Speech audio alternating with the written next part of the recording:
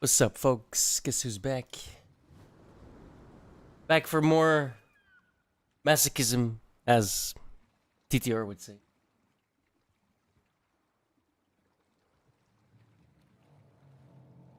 You might be right.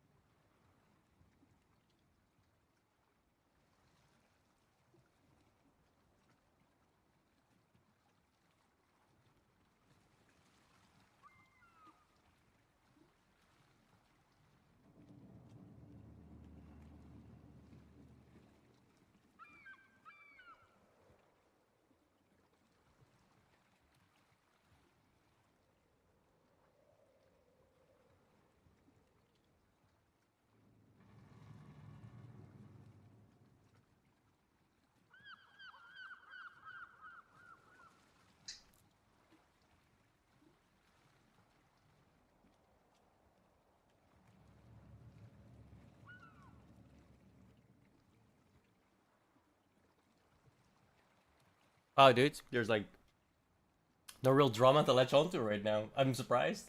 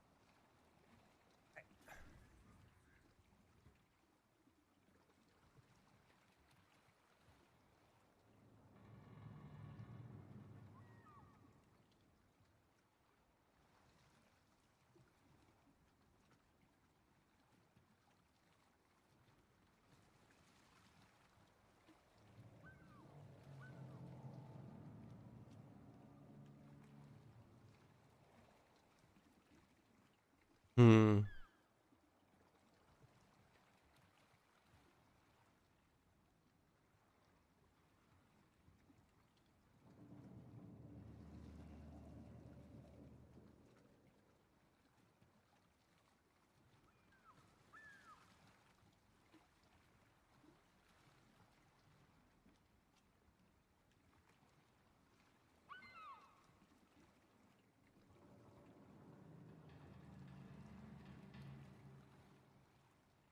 Sorry, I was making a Twitter post. Alright, let's jump in. See if we can't annoy some people.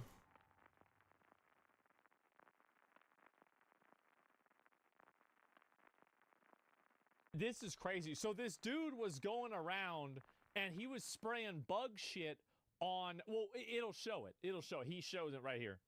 This dude is going to jail for a bit for being a clown. Things have gotten so much worse for the TikToker who poisoned food at Walmart. I should try the London as well. Frank, as he's now pleaded guilty to 2 felony counts of adding poison and harmful 2 felonies. But I want to get the documentations. 1 misdemeanor count of endangerment and 1 misdemeanor count of criminal damage. Ooh, you love to see it.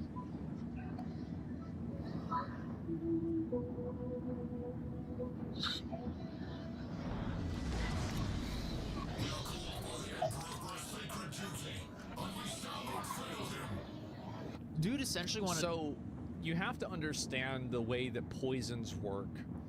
And the way that a lot of bug poisons work is that they are effectively a viscous liquid that shuts down the insect or the bug's ability to breathe, because the way that they breathe and the way that they get energy is through moving their body. And so a lot of these poisons are not even poisonous. They won't even actually kill somebody. They're not going to do any bodily harm. And so it's a neurotoxin. Yeah, exactly.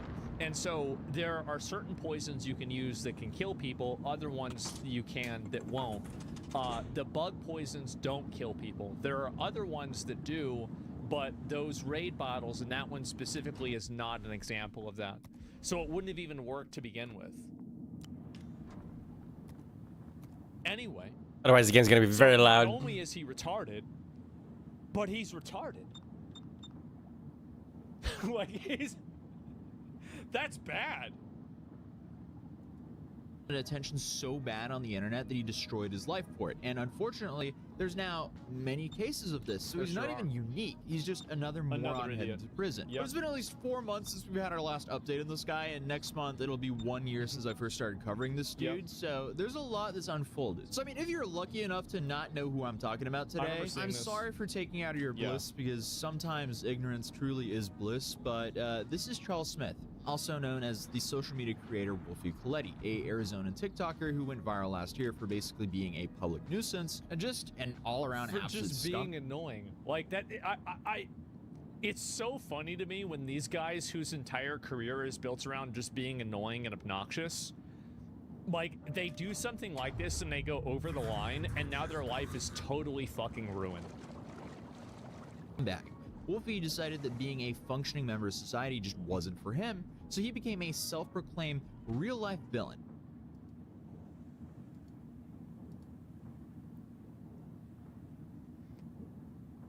What in my 600-pound life is this?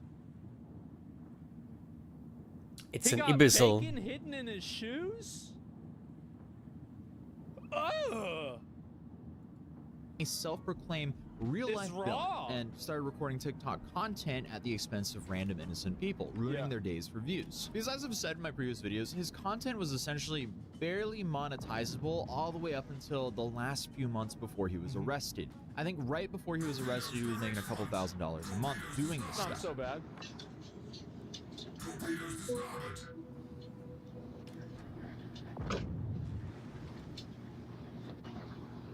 Oh, he's gonna put the bacon in there, right?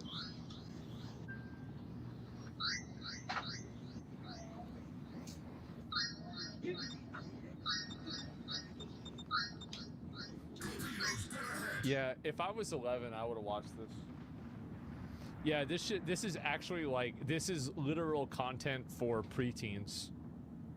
Yeah, this is for like, yeah, it's funny. No, It is like, I mean, because I remember what I was like whenever I was a little kid. Little basic. No, I get it. Like, I get it, but like, you can't do that.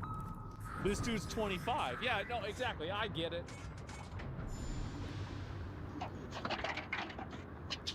Wait, what? Eggs? Eggs? I love how he thinks that there aren't any, I would say there's not any cameras, but he literally uploaded this himself on the camera. How do you think that you're gonna get away with this? I mean, you gotta be retarded to do this.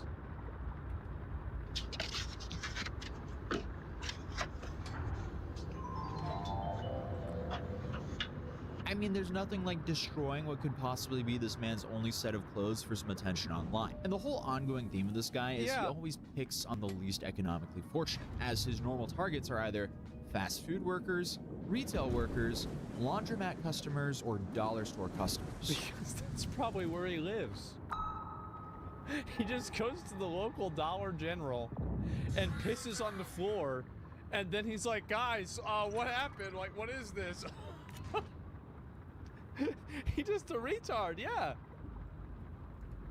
This could be because he's just trying to pick out people who won't sue him. But you reap what you sow. The story was gone. I should probably go that way. It'll catch up to you. As sadly, what you just saw is far from his worst video. One of the videos that made him somewhat infamous is him dumping a bag of ice into a fryer while they were in business.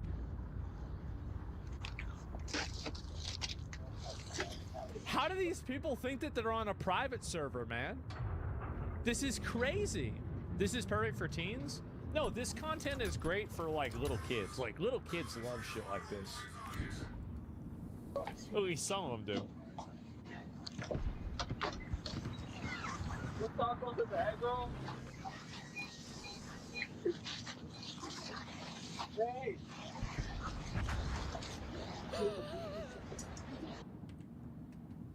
Hey! Just some poor fucking 55-year-old man working at Jack in the Box has to deal with this shit because this clown, wait, yes, he's just like, he's confused. He's like, what the fuck is this? Like, what is going on, bro? Like, what is this? Yes, I know. What the hell's wrong with people? I know. This is average wage expectation. Yeah, it's bad, man.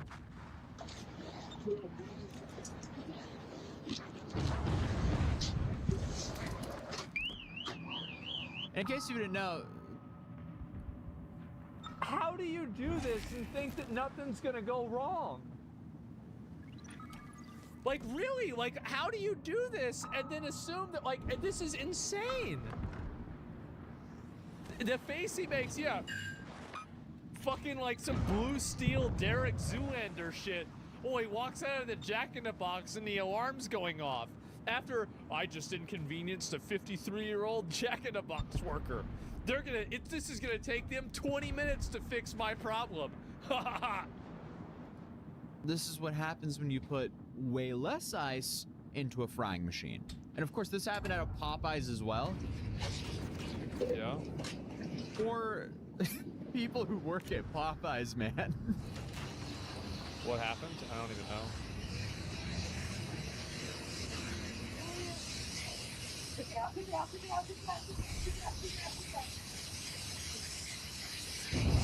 Oh yeah. I mean, hey, that was pretty much best case scenario right there. Yeah. That was with way less ice. So it's safe to say, I didn't even know that could you don't happen. need to be a rocket scientist to realize how bad this could have gone. There is no way they didn't have to shut down the kitchen after Wolfie did that. Because I did go on and find another video where they Never put mind, that's more than 20 minutes.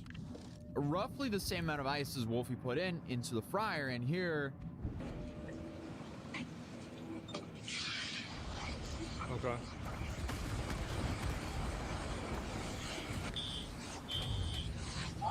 Oh man, yeah, they probably had to shut that shit down. Oh my god. That happened. And I mean, I this didn't even is know that could honestly happen. best case scenario. Damn, that's insane. Worst case scenario, you burn the whole building down. Then you have videos like this. This is him again? Fried pigeon?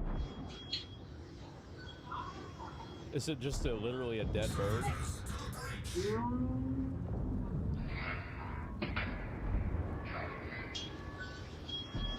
Wolfie. Bro, this guy. How do you do this? You're laughing. I am. This is so ridiculous. It's not that it's funny. It's just like, how do you do this and think that you're going to get away with it? Like, it's insane. The guy's got 2 points. Yes. Oh my God. Remember that. Yeah. If you were going to make a list of his worst moments. Remember his name. Bro, that's my favorite part. Remember my name. I'm the retard that threw the dead pigeon into the kitchen.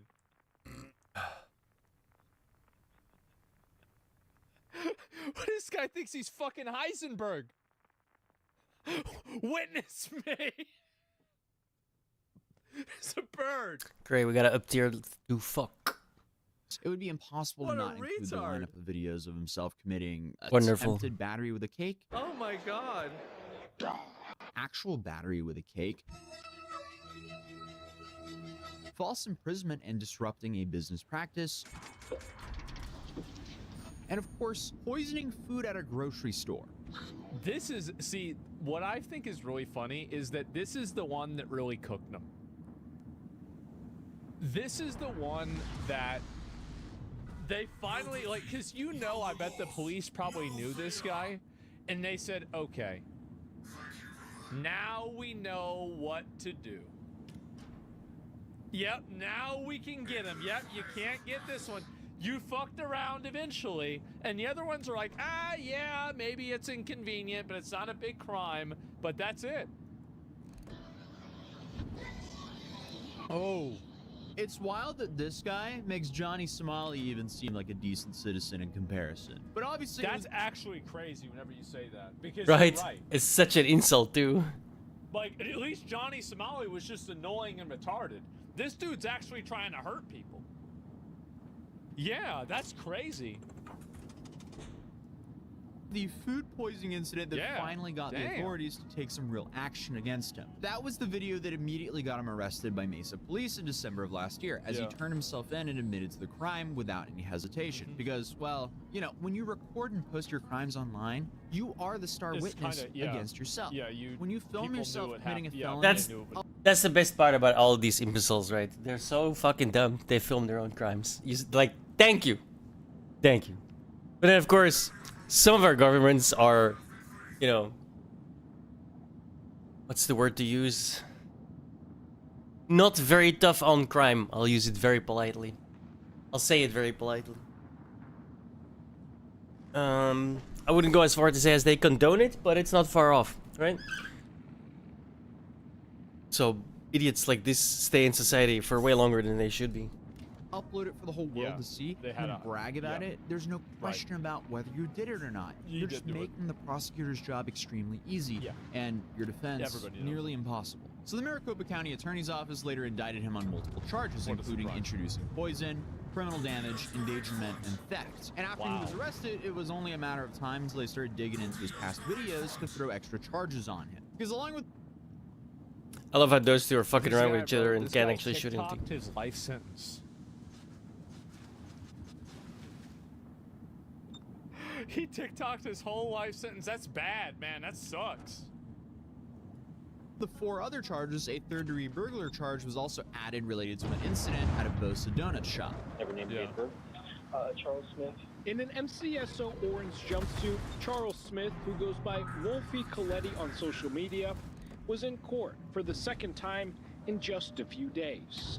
Already arrested. How'd that in guy Mesa hit me? over the Oh, the weekend, planes really saw me. Police say he took this can of bug and flea killer Yeah, off, you need to use a different one. He's just stupid. off the shelf at a Walmart and sprayed the pesticide on Yeah. produce that was on sale for anyone to buy. All while filming This is the the wrong one, action yeah. himself. The 27-year-old told officers he 27 years old? Like, I would understand if you're crashing out like this whenever you're like 19. 27. This Those dude's are gonna actually be doing damage, 30 dude. years old soon. He That's almost in the O crazy. status And he's sitting around doing this, acting like a 5-year-old. You know those people that have graduated college that like they've been at a job for years. He's a self-proclaimed troll, that he makes up to $10,000 a month posting those videos on social media. The court paperwork for the latest arrest is sealed, but as part of his release conditions, the judge told Smith he is not allowed to be on any social media. And he's not allowed to set foot inside any Bosa donut shop. I mean, by the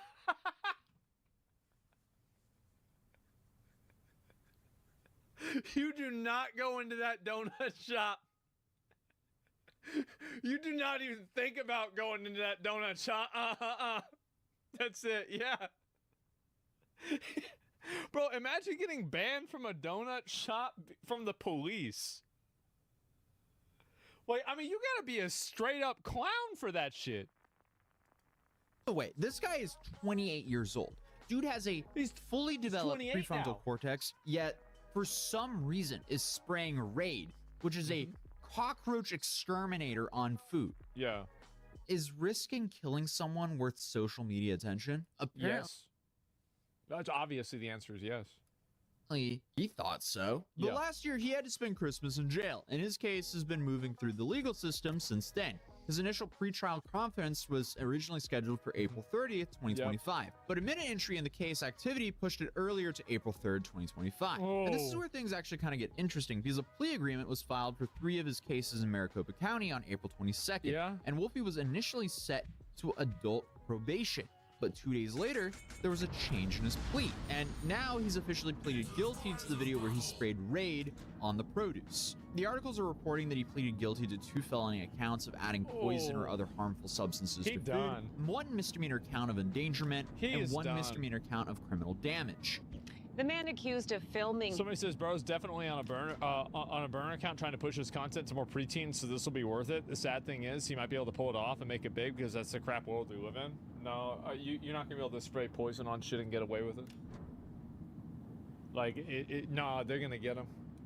Like the thing is, like, people act like that's he done. Like, and it's also, there's been so many other things too. Like, he already was in prison also. So it's not like this guy just, you know, he just had to crash out one day and cause problems. No, this is a continual crash outer. Yeah, he's been doing this a lot. He has a crazy history, yeah. Himself spraying bug killer. I'm actually trying to find something that's worth it to watch. Guilty to several charges. In December, Charles Smith recorded himself spraying the bug killer at a Mesa Walmart. He allegedly told investigators that he makes money. And look, by the way, it got 78 comments. This dude is catching a felony for probably 200 likes. Imagine going to prison for 200 likes. I keep forgetting I have to go down. Videos of pranks. He'll be back in court on June 24th. One important thing to notice after spraying bug exterminator on various food items is that Wolfie actually left the store for about 10 minutes. Then, finally, he returned and attempted to remove all the items he had sprayed. So he then placed all these contaminated items, or at least the items he thought were contaminated, into a shopping cart and moved it to the back of the store. But the damage was already done. It's not like removing specific items magically decontaminates the entire environment. The shelves, baskets, surrounding areas, surrounding produce. This was a disaster waiting to happen, and he's extremely Real talk, if you saw him in chat, would you saw someone spray Raid on produce, would you punch them? Would I punch them? Absolutely not. I just recorded it happening, and I would just like say to an employee, it'd be like, hey, this guy's spraying poison on the food. Check the tapes, call the police. Yeah. Yeah, I beat his ass? Well, yeah, but like, what if he had a knife or a gun or, you know, like, I mean, he sues you because then he gets hurt in the fight. Like, I mean, you don't want to do that, realistically. For what? Yeah, exactly. Like, why even do that? You can get in trouble too? Yeah, exactly.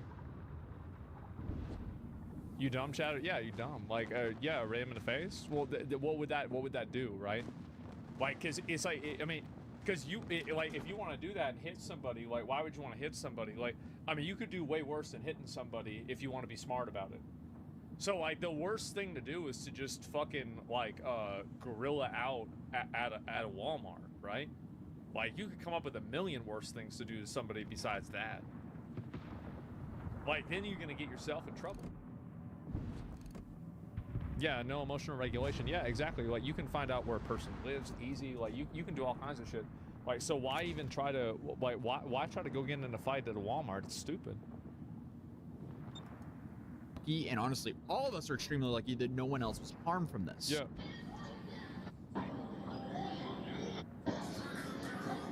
I threw them away. Yeah, I bet you did.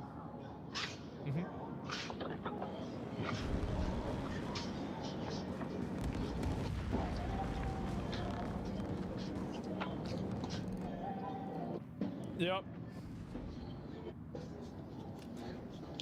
I love how he threw them away as if like, okay, well now as if like they had, yeah, like this is like probably $400, $200 of produce there. Yeah, so I just threw them away afterwards, so it's fine. But also, according to the court documents, it was unknown if he managed to collect all the contaminated items, and Walmart had to remove the remaining produce valued at $931. Wow. Here in AZ Central, it says the time between the defendant sprayed the items to when he placed them into the cart left plenty of time for customers to take the contaminated items and purchase them. So, for 10 minutes, people could buy produce that he had sprayed with bug exterminator. Again, all for the attention on social media. I mean, 200 likes. Catching a felony for 200 likes. I bet the only reason he went back to remove the contaminated food is because someone in chat reminded him of legal repercussions. I mean, like, I mean, like, that's what I'm guessing too. But even that, I wouldn't even entirely believe. This dude has been walking around like he's been invincible for so long now, and finally, it caught up with him because he fell into that trap of doing more and more insane stuff for content and views. Because he kept getting away with the last insane stunt. Look who it is. Without a doubt, there's a space for him in the Hall of Fame of Internet Morons because this guy had successfully played himself and ruined his own life for a little bit of attention online. So now, Wolfie is scheduled to be sentenced on June 24th next month, and that's when we'll find out exactly how much time he'll be spending behind the bars. So, if this video gets 50,000 likes, I'm hoping for, geez, what would be a good number? I think 15 years. I think 15 years is pretty good.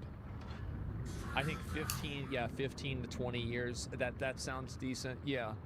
Put him in there for a bit. Yeah, exactly, right? Because you got to set an example out of this. It's only going to be like 5 years? Yeah, maybe, right? But, like, it's got to be at least a number of years to get to make an example out of him. Yeah, 15 years for spraying bug spray? Yep. You see, like, to me, like, you have to keep in mind that the way that laws are made, one of the reasons why you have certain punishments is as a deterrent. And so, like, for example, if a police officer could, if you got pulled over for a DUI and you failed your breathalyzer test and the police officer just shoots you right in the head, immediate execution, you're dead. Do you want to know what would happen with drunk driving? Gone in a second. It would go way down. Everybody would stop drunk driving. It's dreads. Let's go. Terrified of getting shot in the head and being It'll be fun. And so, obviously, whenever you think about how to make a behavior stop, you have to figure out why the behavior is happening, assign a value to that, and then create a repercussion that has a higher value than that. And it is so high that it will make other people afraid of doing it. That's how you change human behavior. So should farmers be convicted for spraying pesticides that are way worse? Is there a reason why commercial products are not for general public? Well, no. Farmers are convicted for spraying pesticides that are worse? Well, no, because those pesticides are made, like, what? That's like saying, should somebody driving a stolen car get arrested because somebody is driving a car that's not stolen? What are you thinking? Show up to the courthouse and cover the sentencing. Yeah. And feel free to subscribe if you want me to go to the courthouse. And other than that, YouTube thinks you'll enjoy this video. So I would also recommend clicking it, and I'll see you guys in the next one. Peace. So I've grown quite worried. Give me a second. I will probably watch this tomorrow. I don't know if I get around to it today. But like, this is what's really been going on. Social media should be paid out to the victims. In my opinion, like, this is it. RFK beat him up as a punishment. No. It's not about that. Disagree with Zach. Immediate execution won't change the volume of fear. People would more likely get angry about the escalation of negligence. I think to some degree, if medicine is too extreme, it'll have the opposite effect. I don't think so at all. Things have gotten. I don't think so at all. I think that, so here's a, let me think of a number of good examples of this. It's not true. Yeah, it's just not true. Let me think of a good example of why people are afraid of doing things. It's like I got a shotgun So, I mean, Dubai carrier. is a great example. ASW is fully automatic. El Salvador. And pinpoint. So they just arrested all the people that were committing crime, and then the crime stopped happening. That was pretty much about it. And so, like, you have plenty of examples. Singapore, right? In Singapore, you can go to jail for littering. There's nobody who's littering over there. It's very rare. It's probably a very clean country. So they're everyone with tats. Yeah, and guess what? The problem pretty much went away. And so the idea that the punishment is not like, every criminal makes a calculated decision. Most criminals do not plan on getting caught, but they do plan on, if they get caught, having some form of way of getting out of it. So if something is a really, they stopped right in front of him. Come on. They will avoid doing certain things Come on. because they're afraid of that, because they're worried about getting in trouble. It's risk management. There is a reason why all of these guys go and do this in places like Japan and the United States and places in Europe, and they're not doing it in China, Russia, or Singapore, or Dubai, or North Korea. There's a reason why they're not doing it there, and it's because they have risk management. They understand exactly what the risks are, and they make decisions based off of those risks. Is the purpose of law is vengeance, though? Is the purpose of law vengeance? Answer is sometimes yes. And it's also about, it's vindication as well. It's very important that people that do things that are bad and that are antisocial, and especially things that hurt other people, they get metaphorically crucified. It's extremely important that that happens, because if it doesn't happen, then you have society degrade into a culture of people that are constantly dangerous, hostile, aggressive, and problematic. And so it's about sending a message. Yes, it's very important about sending a message. And so I don't view prison entirely about rehabilitation. It's like this guy knows, is a dude. nice secondary effect. Like, it would be good if you could rehabilitate a person, but it's more important than rehabilitating a person is protecting the people that don't need to be rehabilitated. So the goal that I have with a lot of these laws, I've said this before, is that the focus should be protecting the people and creating a culture and society where people can feel like they're safe. And Finally, a few I think that hits. criminals feeling like they're not safe is a good thing. And them being afraid, like, oh, well, you just get put in prison and that's all that happens, and like they don't care about you, etc. Yeah, of course, that's the point. That's the point. The cruelty is the point. And if you want to avoid the cruelty, don't do the action. Nobody made him do that. He did this himself. He chose to do this. He's a grown man. He's making this decision himself. And so the way that you handle these people is you have to a certain degree, brutalize them. And if you do that, you stop the behavior. I gotta get out of here right The now. goal is to stop the behavior. And it can't be too extreme, bro. Oh, I'm not being extreme. This isn't extreme. This is normal. Yeah, no, that's it. If you can't do the time, don't do the crime. Yeah, exactly. And the active ingredients, the parathoids also use pesticides. Yeah, sure. The active ingredients in Raid, the parathoids, which they also use for pesticides on crops and lots of other stuff. Exactly what I won't acknowledge this. Why are you trying to argue that it's the same as spraying pesticides and killing people? Like, spraying poison, like, this is done obviously with malicious intent to make people sick. It's the same thing, like, it's the same as putting the thing in the frying pan, the ice in the fryer. It's very obvious that this person is doing it with malicious intent. You're trying to obfuscate by making some kind of like weird abstract comparison with pesticides and farmers, but this is a totally different conversation, and that's not even what's being discussed right now. It's a totally different issue. And so actually, what an idiot. Yeah, I'm actually just going to scroll up and just ban that person because it's just such a, what a weird thing to say. And, oh, it looks like, I don't know where it is, but I'm sure he'll comment again and say something stupid. Just go back and ban him. And there's no reason to even engage that type of thinking. But anyway, so that's the way that you handle people. And some will say poor people and the minorities get the brunt of the justice system. How do you make it so a justice system is racially and class blind? Well, I don't care if it's happening to a black person or a white person. The majority of people in prison are men. We don't talk about how we need to arrest more women, do we? No, of course not. It's retarded. The problem is the action. The person committing the action doesn't matter. It doesn't matter whether it's a woman, a man, a black person, a white person, an Asian. It doesn't make any difference. I don't care if they're poor or rich. Why would I care about that? The action is bad objectively. And so it should be treated that way. Yeah, women get less time. They should. Oh, sorry, they do, and they shouldn't. What the fuck is wrong with people? Why do you have to explain this? The reason why so here's the reason why I have to explain it to people. The reason why is because a lot of these people live in a media apparatus that views any sort of application of the justice system through the lens of racial parity, which should not be that's not the goal. The application of the justice system is to remove crime. That's its goal. And so like that's the reason why. It's because they're thinking about it from a completely different foundation. And it's a wrong foundation. Every race breaks the law. Yeah, exactly. It's the same as like basically if 100% of all crimes were committed by women, we wouldn't call them being in jail sexist. No, definitely. And do you agree that bail and fines target the lower class? Yeah, I do. I do. And I don't know, like for fines and stuff like that, how do you handle fines for a person that's like making more money? I think that scaling fines for people that make more money is probably a good idea. Like, for example, if you're speeding and you're a millionaire, I think that you should get a bigger speeding ticket than if you're an average person. Because, again, the goal is about making the behavior not happen.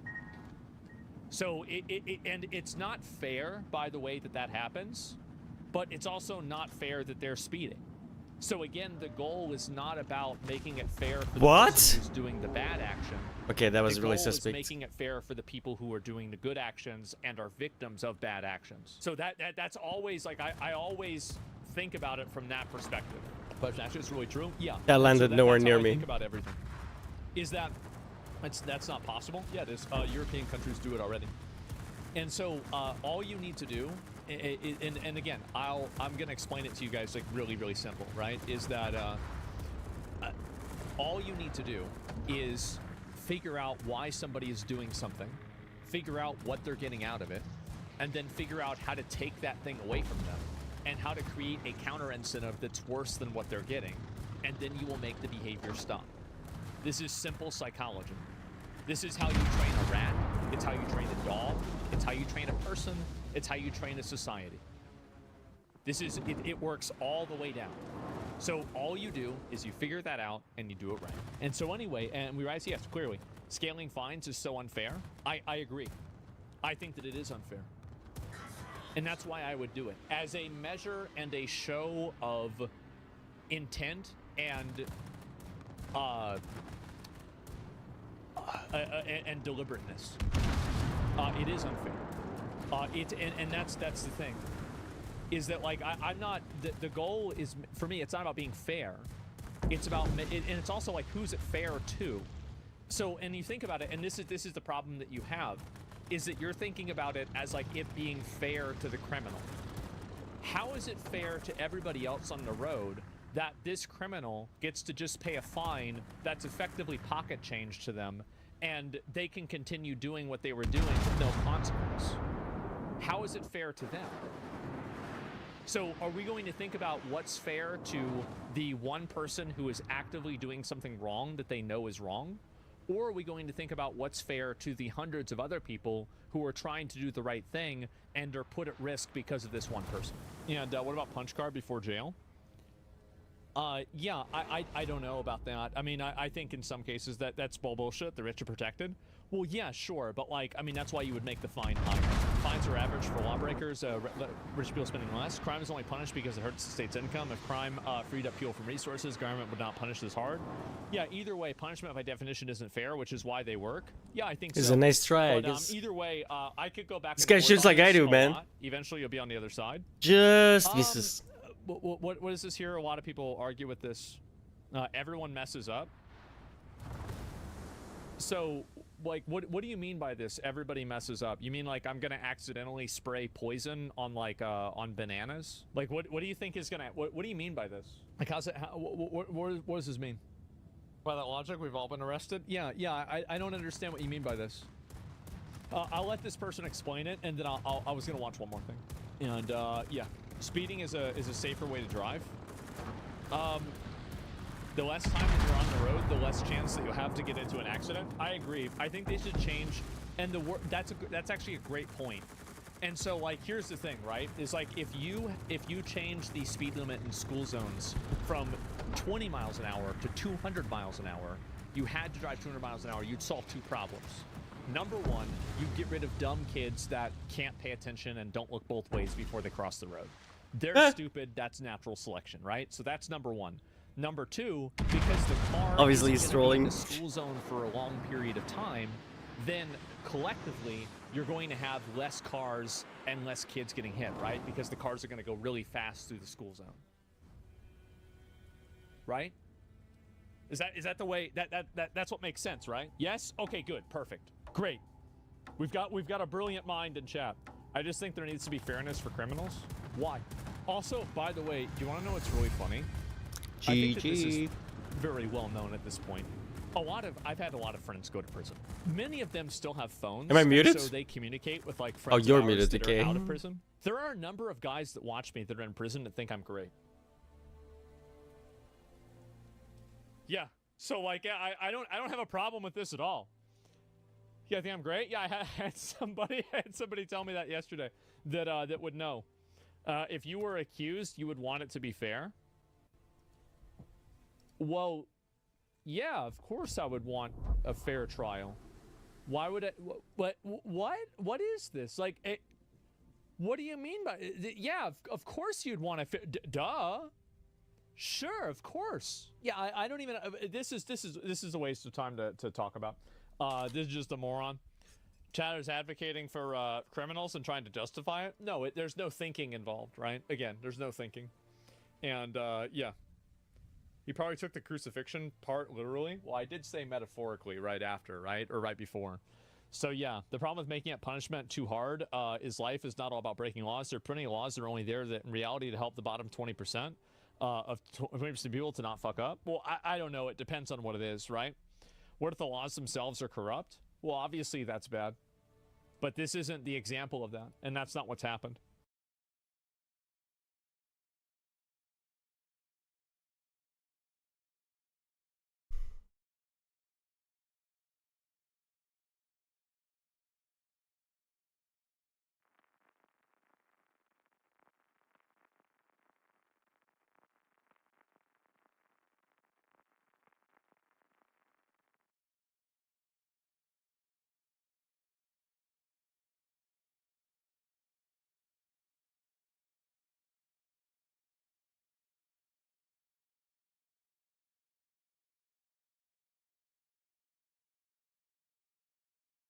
It shouldn't shock anyone at this point that Alyssa Mercante's lawyers continue to step on rakes and screw up their own case by opening their mouth, or in this case, taking to social media and saying things that really is the quiet part out loud that you shouldn't be saying, even though we all know that's exactly why you're suing me.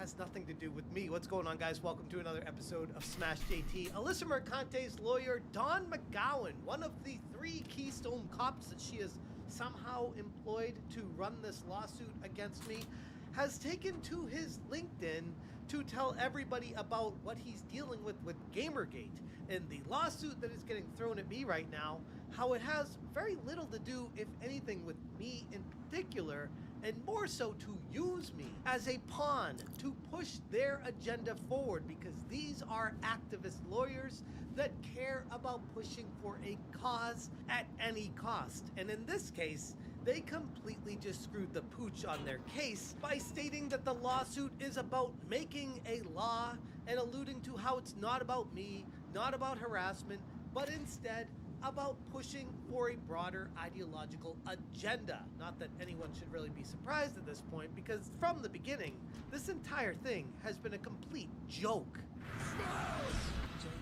Hit that subscribe, give me a like, and check out smashjt.com. I really dislike Alyssa Mercante. Not gonna lie. In post from Don McGowan, one of the lawyers supposedly representing Alyssa Mercante in this frivolous lawsuit against me specifically, and how he took to LinkedIn with one of the most ridiculous Gamergate rants I've ever seen. I've mentioned on here that I'm working on litigation about Gamergate. Here's a video from our client who decided to chronicle the amount of harassment she receives on a daily basis from the internet's worst people. Somewhat unsurprisingly, the first version of the video was taken down by YouTube because she didn't obscure the email address of the guy who was sending her consistent rape threats. Yes, YouTube, that's definitely private information. If ever you wondered whether YouTube profits from harassment, note that none of the videos where people are reveling in sending her rape threats has ever been taken down. I'm gonna start with the last point real quick here on that first paragraph before I go back to the other stuff and say, first off, who is reveling in rape threats on anybody, anywhere? That doesn't happen. Notice how these people can never provide actual receipts of anyone praising these kind of actions, because it doesn't happen. We always disavow it. We always say we don't stand for it. We don't want that kind of stuff in the community. That's not something I'm pushing forward. That's not something anyone I've seen ever push forward. There are always a few people that slip through the cracks that will do unhinged things. We cannot control them. They will do their own actions, and I completely disavow it. I don't control people, though. I don't know what these lawyers think. Somehow I'm some sort of puppet master controlling everyone in the entire world when they take to the internet. I don't have that kind of power. But backing up to he's pushing her video saying that it's the worst people. Be very, very quiet. Wait, so We're hunting terrorists on the internet? I don't Where's know. the son? I kind of take that as personal harassment. If you're saying that at me, that gives the implication that I'm a bad person, and I feel like that's pretty harassing to say that about somebody. I mean, I'm trying to use Alyssa's logic here because that's really the level of harassment that you guys keep complaining about being sent at her. Apparently it's okay for you guys to say whatever you want, call people names, do whatever you want, but then when we say things about you, oh no, we gotta throw some lawsuits at people. When my ex-colleagues from the Pokemon Company watch this video, they will remember this phrase. I want to be more feared than Disney. Because everyone's afraid of Disney because Disney sues. Clearly, Don has some sort of complex where he wants people to be so afraid of him if he joins in on these lawsuits and sues everyone to get his way. But that's not how it works. I'm not afraid of you, Don. I'm not afraid of Alyssa. I'm not afraid of any of you guys, because at the end of the day, ultimately, I know I did nothing wrong. I guess you could say the only concern I have is I hope the court sees it that way too, but that's one of those unpredictable things. You never know how things are going to go in court. But all the things that I've seen coming from you, it seems like a complex of you wanting more power, more control, more laws to push your agenda. That should be a question to the courts and potentially disbarring you. But hey, that's just my opinion. And sure, they talk about how YouTube was taking down her video because she didn't Today was obscure pretty the good. email address of somebody, and going into, well, it was a bad person, so it's okay to share that email address. Like, no, these are the terms of service on YouTube. It doesn't matter if it's a good person or if it's a serial killer. You do not share personal information on YouTube videos. It's kind of straightforward. As a lawyer, you'd think you would understand that tiny little tidbit of information when it comes to rules and regulations, but maybe I'm giving you guys a little too much credit. But it continues and says, about 15 months ago, when Alyssa wrote the articles you mentioned, she also asked where are the men who said last time they would never stand for watching women be harassed. I said, hey, I'm men, and I don't even have a job to lose anymore. Which, first off, that doesn't really surprise me, Don, based off of your actions. I'm surprised you even had a job in the first place, but hey, I digress. So I put out a series of Renting which boats. I referenced my years running trust and safety programs and my various employees, which, by the way, whenever I hear someone say I worked in the trust and safety department of anywhere, that's always cover for we use this as an excuse to overregulate and push an agenda. Trust us, it's for your safety, should be the scariest words anybody ever hears. And he confirms my suspicions by following that up with saying, and how those programs are aimed to keep out assholes, which I always gotta laugh at when I hear someone say that, because who are the assholes? The people that you don't like? The people that ideologically disagree with you and don't want the world to look like the way you want the world to be? That makes us an asshole? I mean, I guess, but if that's the case, then I guess I can call you an asshole too, Don, using your own logic. It's only fair. Which is awfully similar to what you guys are suing me for. Using Alyssa's words against her. For some reason, it's okay for her to say something. I am Motherfuck. slutty. But if someone uses that and says that about her, no, you gotta sue, and that's harassment and stochastic terrorism and all these other made-up rules that you're trying to put into law.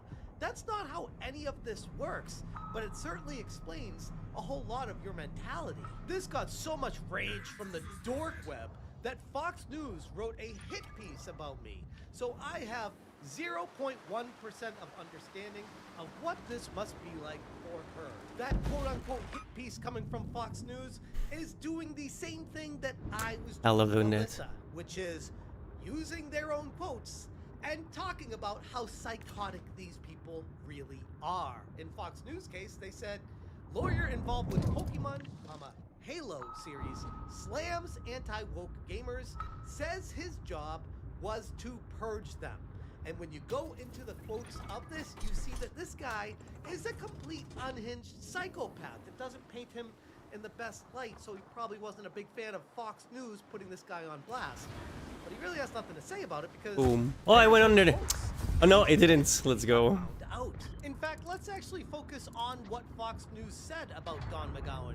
Don McGowan is a former chief legal officer of the Pokemon Company, as well as a producer of the film Pokemon Detective Pikachu, in addition to having served general counsel and a producer for Bungie, the company behind the Halo games. He wrote a long, now deleted thread about how his job in the industry was to purge a-holes Wait till I get gaming, over. and that he was responding to the consumer backlash against DEI consultancy companies like Sweet Baby Inc., calling anti-woke consumers. I really wish they wouldn't drag this lawsuit out, man. I just want to see what. I just want to see the judge be like, "The fuck is this shit? Fuck out of here!" Right? Alyssa is going to make law, and that law will hopefully be the beginning of the turnaround of today's. And all of these freaks look exactly the way you think they do, right? There, It's, we have proof that why are they also one of Alyssa's stereotypically lawyers wants to push this case forward for to people that enact a new law get to offended by not just stereotypes? me They and sure my act career, ruin my stereotypically. life, ruin my family, take all my money away, and destroy everything that I've created, but also to use this law to go after much bigger fish in the ocean. Because really, at the end of the day, I'm a speed bump, if that. I'm a pawn in a much bigger game. And they thought that it would be an easy pushover to come at me. I would just bend over and break Double and up tier say, again. I'm sorry, what do you want? I didn't mean to offend you. Wonderful. No. I know where I live, I know what rights I have, and I know that I'm allowed to speak my mind on things that people say themselves. That's the biggest thing we keep going back to here, where Don McGowan and Alyssa Mercante seem to have the same problem with saying ridiculously stupid things and then getting mad at people for covering these stupid things they say and not shining the most positive light on it, which at the end of the day, Force a is habit. going to be publicly speaking on social There's a lot of media, waiting in this as a game, public right? figure, when you do it, people are going to criticize the things you say. That's how it works in the public square. I would like to think Alyssa, a former journalist at Kotaku, would understand the freedom of press and the freedoms that people have when it comes to discussing things and criticizing things. But maybe there's a one-off where, I don't know, she just got hit in the head, got dropped as a baby, doesn't know what's going on. Maybe she's just retarded. I don't know what the thing is. Wife. But there's clearly Guys, please something off stop about censoring the word Then we see the retarded. lawyer she found, and I'm like, damn, People really have a way So of cringe. finding each other in this world. And I start to wonder about Don McGowan, and if this guy got dropped on his head a few times, or if something was going on with him, because holy crap, what he's saying here is completely unhinged. Of course, it'll be extra hard to turn that ship around now that it's the primary locus of support for the current US president. Oh, here we go.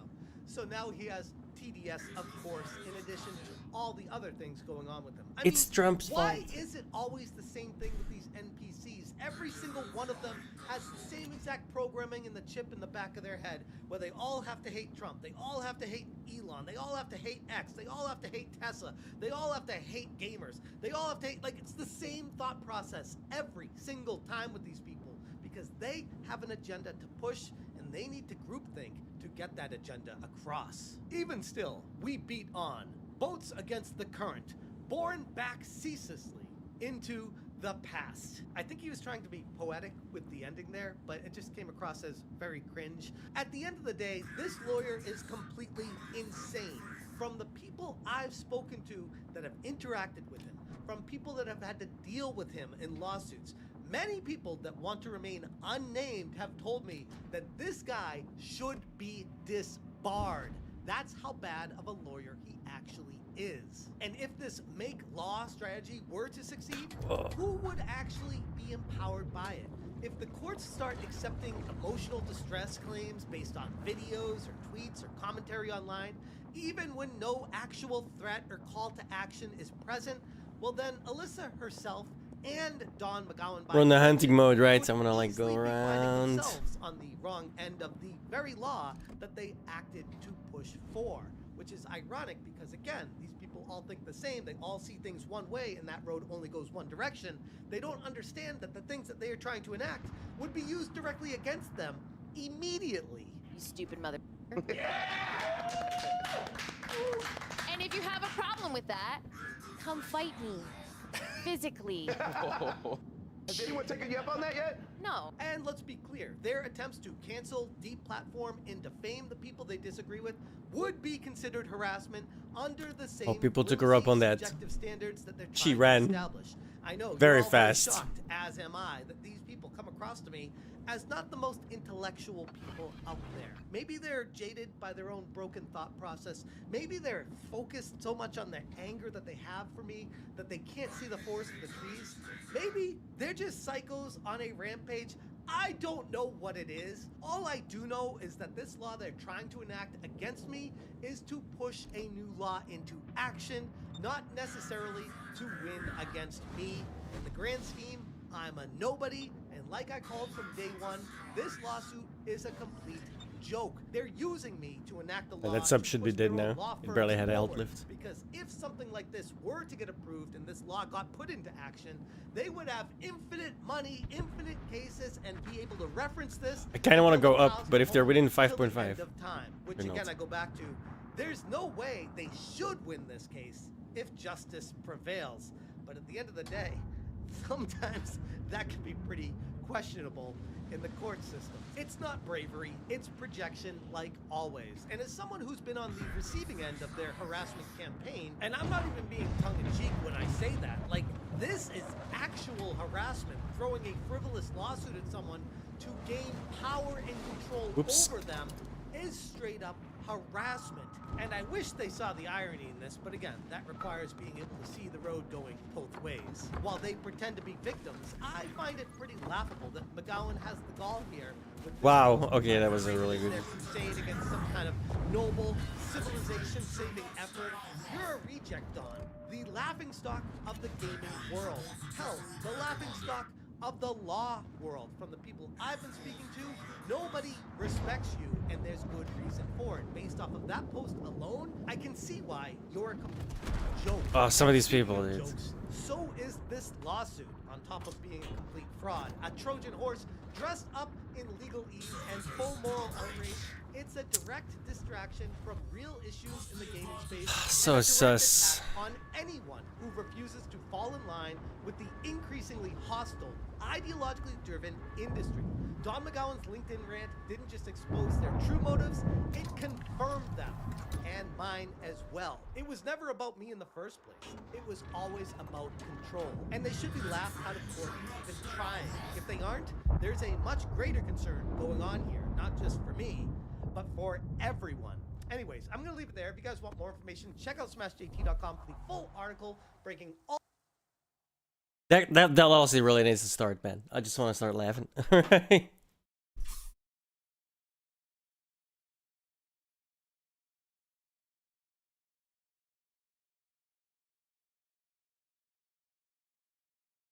He's always fun.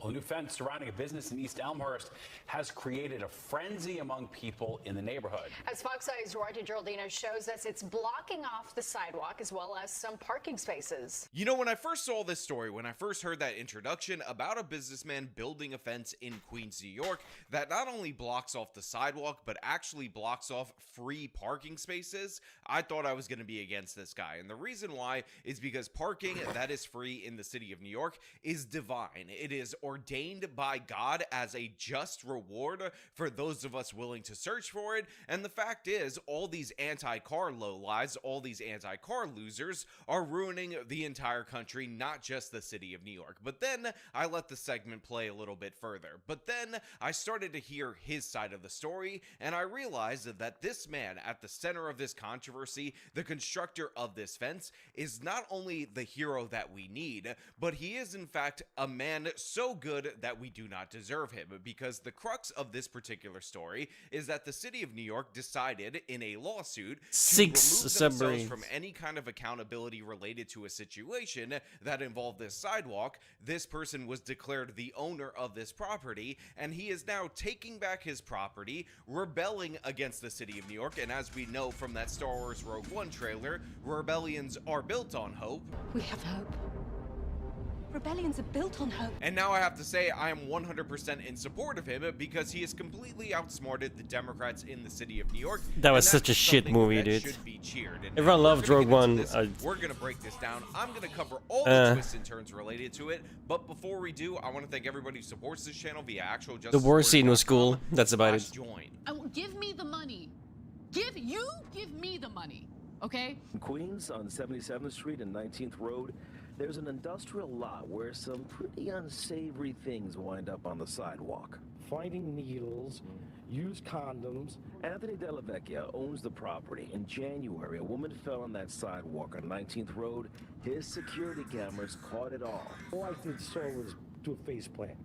We got pictures of her with her cell phone on the floor, her face there, the puddle of blood, and napkins. All right, so here's the setup to this particular story. As you could see, in January, there was no fence blocking off the sidewalk. There was no fence blocking off the parking. However, a woman ended up doing a faceplant while walking down this particular sidewalk. And of course, he describes in great detail that there was a puddle of blood, there was napkins everywhere, and all this unnecessary information for you guys at this moment in time, because the actual point of this, to cut to the heart of the matter, is that she ended up suing not only him, but the city of New York, due to the fact that there was not maintenance in the sidewalk or some such other nonsense. But the thing is, this is where the plot twist ends up coming in, because the city of New York decided that they weren't really interested in this lawsuit. They weren't really interested in this particular sidewalk. So they actually pulled the property records and told him that he was the sole owner of this property. Therefore, he was completely responsible for her slipping and falling.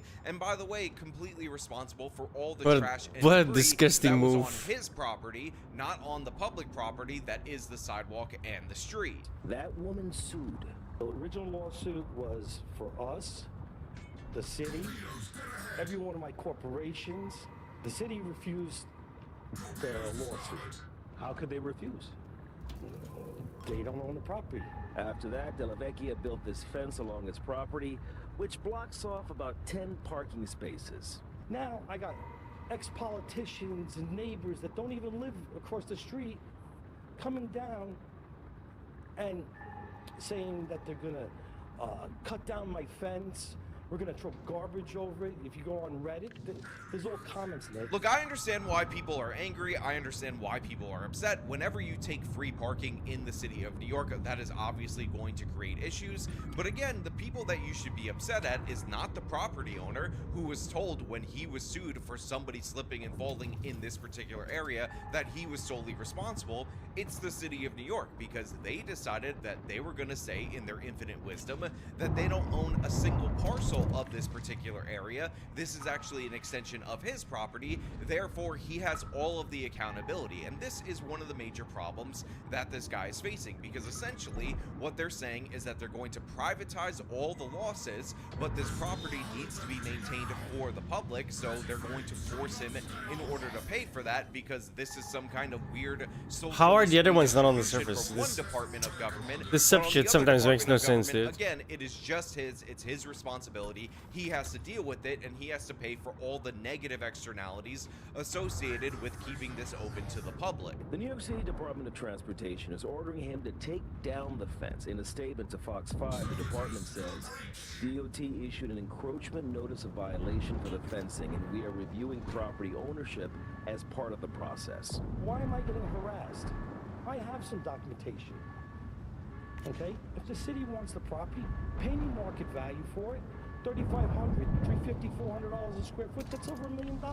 To prove his point, he pulled out some maps and property titles. Where does the sidewalk exist versus your property? Okay, the sidewalk is inside the blue line. Okay, from the dotted line to the solid line.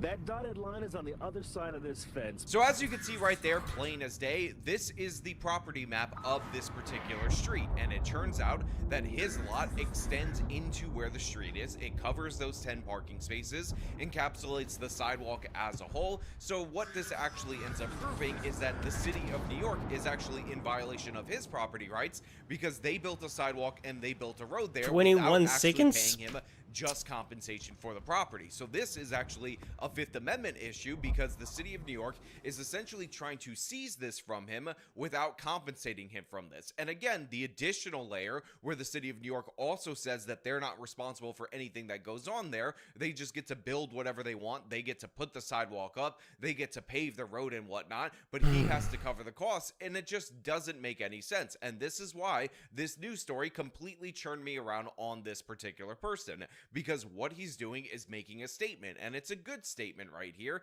And he points out to the news person that if he continues to get sued in these personal injury lawsuits, what's actually going to end up happening is that that amount that he's going to pay for lawyers and to settle those suits is going to be greater than what he's actually going to pay in fines to the New York Department of Transit, who, by the way, is issuing the fine and demanding that he take down the fence by May 17th, while also saying that they have to review the property records, because it turns out the property records are reflective of the fact that he has ownership of this. So in my opinion, even though free parking again is of the gods, it is ordained, it is the greatest gift of all of humanity in the city of New York, is that you can't violate this guy's private property rights in order to do that. But the blue area, it includes the sidewalk and even a portion of the street. Della Vecchia says he needs this fence in order to shield himself from further injury lawsuits, the value of which might be much higher than what the city could even fine him. I have to May 17th, by their order, which is 38 order, to remove the fence. I'm not removing the fence. Now, this guy also said quite clearly that he's not removing the fence, and the city of New York should pay him just compensation, which he believes is over $1 million for this property. If the government right fucks here. with And you, honestly, fuck with the red bag, dude. Agree with Fuck him. those They wanna guys. hack off a portion of his lot, make it open to the public, but also make him bear the brunt of the negative costs. They should compensate him for that. That's why we have the Fifth Amendment. That's why we have the eminent domain clause. And in reality, it is the city of New York that is completely in violation right here. And this man has just outsmarted all the politicians, all the Democrats who thought that they were going to skirt around a personal injury lawsuit by declaring that he was responsible for this property, but now are trying to alter the deal again. Pray they don't alter it any further. I am altering the deal.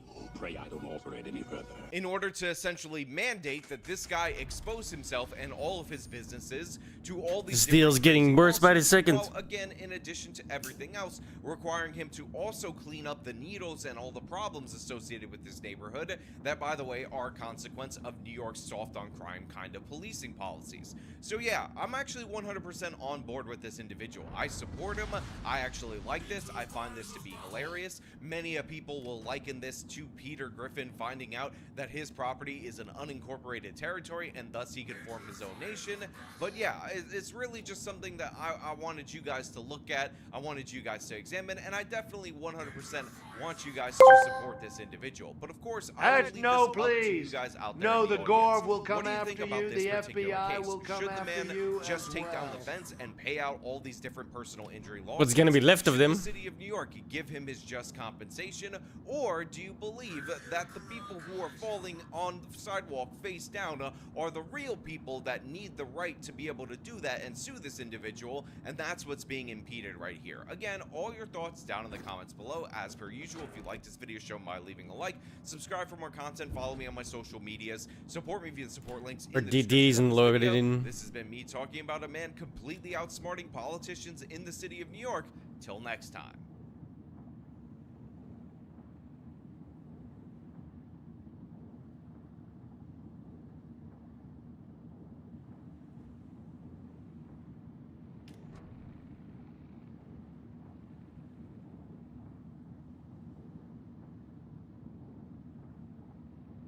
A Fairfax County McDonald's is restricting the age of customers who can dine inside. We first showed you this sign last night at 11 o'clock. It states, if you're over 21, you must ring a doorbell to be let in.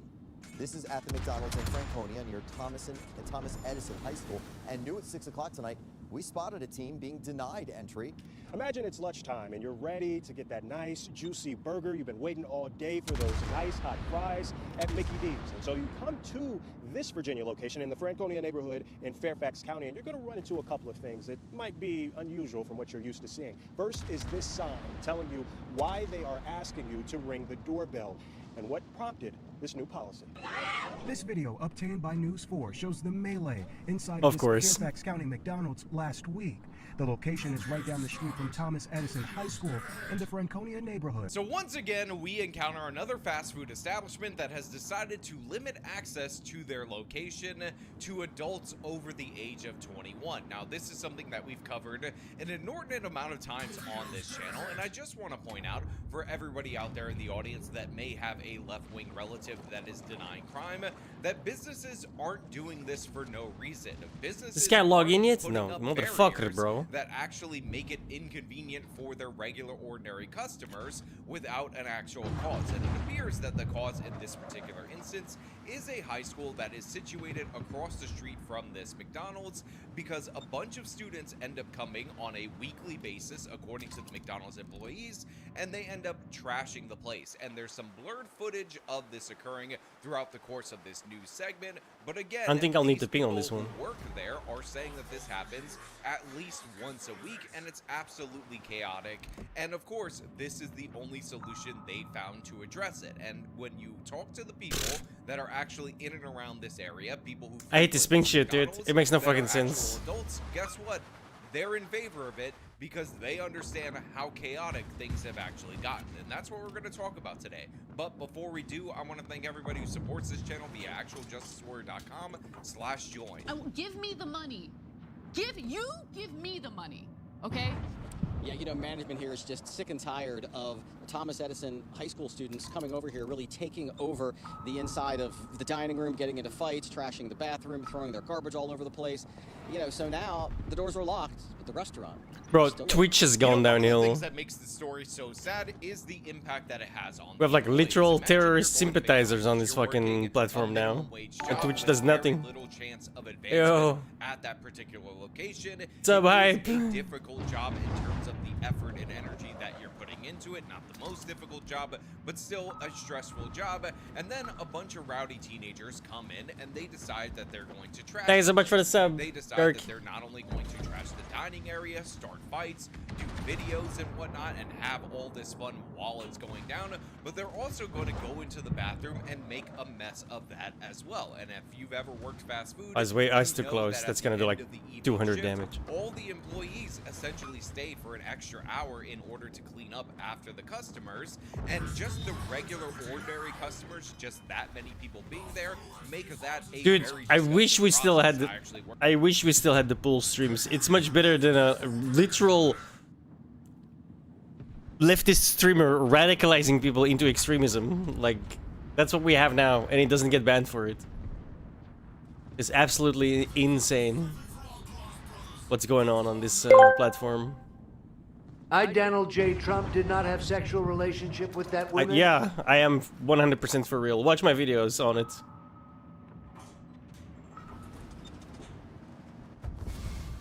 It's absolutely revolting what's happening on this platform.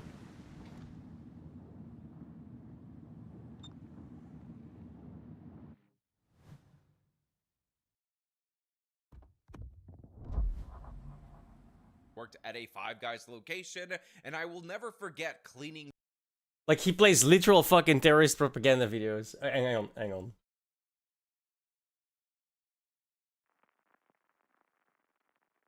Here's just a little snippet. Imagine thinking the Constitution protects influencer cosplay while they regurgitate talking points from foreign terror orgs. You are not defending free speech. It does. Oh, you want to see a Houthi musical? Sure. These were the people that the Saudis were killing, by the way. Just so you know, these fucking musically gifted individuals. Yeah.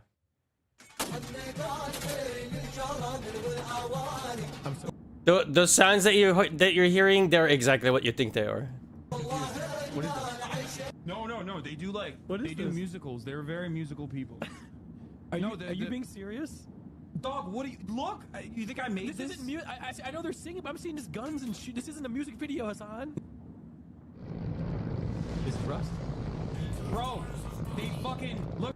Now he's showing a video where the Houthis are assaulting a cargo ship that does not in any way is affiliated. Like, it's not going from Israel, it's not going to Israel. It was just passing along. They steal the ship and kidnap Filipino crew members for over a year.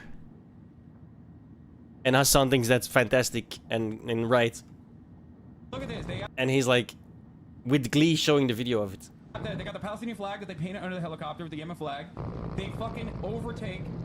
They start overtaking the ship. And they're like, guess what, dog? No more trade to Israel. If you're an Israeli, if you're owned by an Israeli corporation, or if you are actually sending ships to the Israeli port of, it's not a lot, it's the other one that is now bankrupt. Did you hear about the embassy shooting where two people that were working at a Jewish embassy and went to a Jewish museum thing got shot for no reason, and then no reason, and then the lunatic that did it was shouting "Free Palestine, Free Palestine." He read that uncritically, I might add. He says he read it critically, but he didn't. He was pretty much, yeah. He read the shooter's manifesto on stream. He got banned for that for 24 hours on his day off. That's all. That's all he got. He got no repercussions for any of the shit that's in these shorts. Nothing whatsoever. Like, this guy is like a pure anti-Semite on the website. But yeah, that's the thing. It's not that it makes them money. It's that the Twitch CEO is also a anti-Semite, in my opinion. They had an Israel IP ban on Twitch. You couldn't make any account if you were from Israel for over a year. And then when the story finally broke that they were doing this, their excuse was, oh, well, we disabled it for October 7. But funnily enough, they'd only disabled it for Israeli IPs. Weird how that works, huh? So, in my opinion, the CEO of this platform is a massive, massive anti-Semite.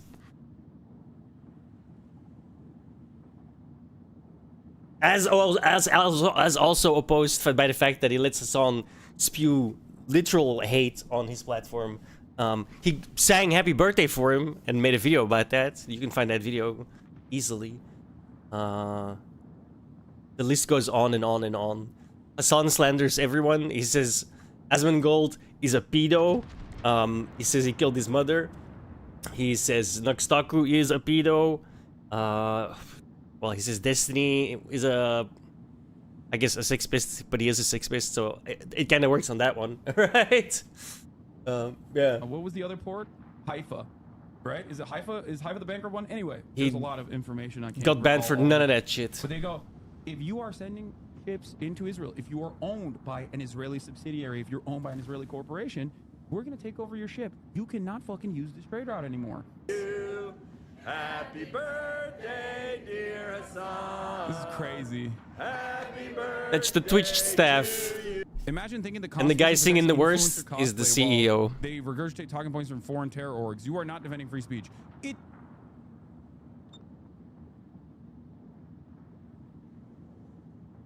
the only where. It's the only place I make money, right? Ah, shit. Here we go again. Here's the thing. Here's the thing, right? Banned for 2 weeks for calling someone a fat piece of shit. We go again. Hassan does terrorist propaganda, 24 hours. On his day off. That's really important. On the one day he would never stream anyway. Would literally laugh at you being ethnically cleansed if you're Indian, okay? I didn't know that. He thinks brown people are inferior. What the fuck are you talking about? Wow, face of Twitch number one political streamer is calling India a rogue terrorist state. This is a rogue terrorist action, a rogue terrorist state action. That's precisely what that was, what happened. But I would go so far as to say, yeah, they're doing terrorism. I have no problem with the Houthis. Yeah, because I don't. What do you mean? If you think I'm a terrorism supporter for that reason, then yeah, I'm a fucking terrorism supporter. What are you talking about? This platform is and their militancy gone to shit. in the Red Sea is a perfectly moral action. Dude, we think the Houthis, Ansar Allah, is doing what Luffy would do. You should tell him that. God, this guy is such a piece of shit, dude. It's insane they only gave him 24 hours. That just goes like I said in the video, that makes him go full mask off. They condone what he does. They support it. Worse yet, they promote it by giving him a platform, a giant fucking platform, I might add. So I really do feel like both Hassan and Twitch need to be looked into by federal authorities, because something is going on, and there's no way it's legal.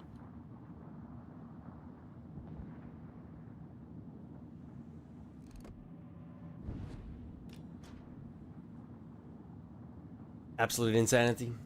The grease traps at the top of the place at the end of my first day, and how absolutely off-put I was by this whole situation. But that's what these people have to go through, and making it more difficult for them to do their jobs for the meager wages that they get, to me, is absolutely disgusting and completely unforgivable. Yet the kids from this high school across the street, they don't give a damn about that. They're doing this stuff for fun.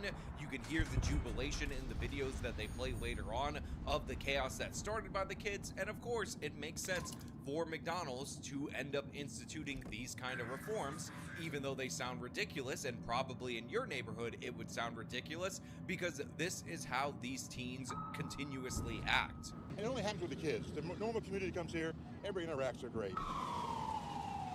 The McDonald's on Franconia Road in Fairfax County kicked off new safety measures, angering teenagers and thrilling adults. I think it's a great thing. This is the first time in probably 5 years I sat down for 15 minutes in this McDonald's and enjoyed a hamburger. To get into this McDonald's, customers are greeted at all entrances, which are locked, with a sign saying they have to be over 21 to dine inside. A doorbell alerts a staff member who lets you in. As you can see, they're happy to greet some customers, while others get denied.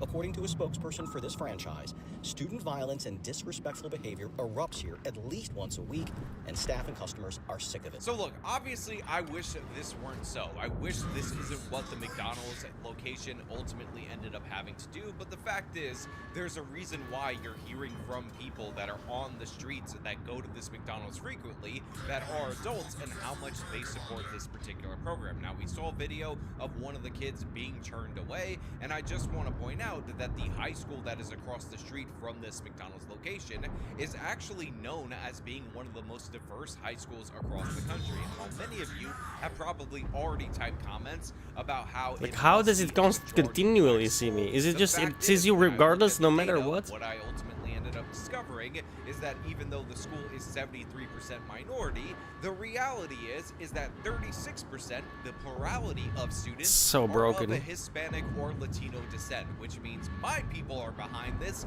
We are the ones who did too, and because everybody understands that every ethnic group member is responsible for the actions of every other person in their group, I personally have trashed this McDonald's multiple different times, even though I don't live in God, I Virginia. wish this game wasn't Those made are by just the incompetent facts. Now, of Russians. course, I will do deeper It'd be so much research. better. I will discover if there are even any Puerto Ricans in the state of Virginia and in this particular county, but as of right now, I am taking the blame for this because that's how collective racial or ethnic responsibility actually works. And by the way, we can get into the further breakdown of this school if you want. I'm going to Wikipedia where they have the separated out information, so this is as of a couple of years ago, but I haven't found a place with the fuller breakdown of this school's demographics just so we could talk about it. According to Wikipedia, like I said, you have 30. I mean, you know it's true, right? 36 Everything they touch is just... It just completely falls apart. Oh, let's build a nuclear reactor. Oh, fuck, it melted down. Oops. Oh, let's build a navy. Oh, they sank each other because we're all fucking morons. Oops.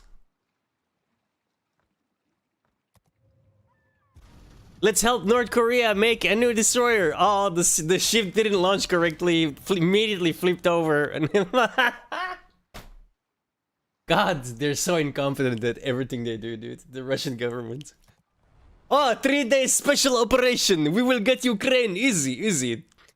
4 years, 1 million fucking casualties later. Maybe not so easy. Fucking Russians. The government specifically, right? Like in that case. God damn. 0.3% of the student population being Latino. That's almost 10% higher than the state's average, or actually this Like, local oh, your municipality's average. insanely You have 18% corrupt government, military, That is almost double the local school's average. and military And you have 26.5% somehow didn't have the resources that you thought they had on paper. Bro, I thought you were supposed to be this brilliant fucking dictator. You fuck. Like 40% of the students there are What a retard fucking thing to think that you're like actually have what you have on paper when your entire fucking entire nation is known for just how corrupt everyone is. School, but they also need to be in the McDonald's, to me is a little bit suspicious and maybe indicative of the fact that they're in said McDonald's in order to create problems. Now, I thought this guy was some amazing KGB spy. There was a McDonald's location that was You never thought the people were lying to you? that I went to, and even though there weren't these crazy fights, there weren't this kind of situations on a weekly basis when I was going to the McDonald's, they did have policies in order to limit high school kids hanging around that location. Like I could play low tier. We could literally go install War Thunder right now. Use a T-34 and jump into a modern battle, and we'd be role-playing what's happening in fucking Ukraine right now. After you order your food, to finish eating by 30 minutes, and yes, it was. How incompetent can you be? Standard high school situation, you're probably gonna have some more restrictions on that McDonald's as compared to other locations. It's like, but the oh fact look, is, it's got we've got this giant, brand new, amazing aircraft carrier. You can see it from over the horizon because of the black smoke that comes out of its funnels whenever it's working. But that's fine. Oh, we need to do some repairs. Let's put it on the on this floating dock. Oh, the floating dock sank and damaged the aircraft carrier. Oh. And that's just like the last 5 fucking years, bro. Like,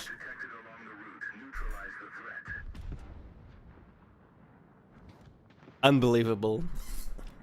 gotten so bad here, it's gotten so ridiculous that they've It is. taken it to this next I gotta level, say, it is the banning best everybody fucking under the age of 21 unless they're accompanied entertainment by you could adults. have, And I man. totally Just understand watch like why videos they're about doing like this. Russian naval failures and shit, dude. They're so fucking stupid. I come here every morning. You know, I get my sausage biscuit and my hash brown. Well, and tragic as well, obviously, but this McDonald's. This is solely It's manifested like, oh, probably over 10 years. let's get a million corners. Oh shit, our submarine sank. Should we ask for help? No, no, no. We're Russian. We can do this. Oh shit, everyone died. Not to say that if they asked for help, it would have been better. I'm just saying they would have had more chance.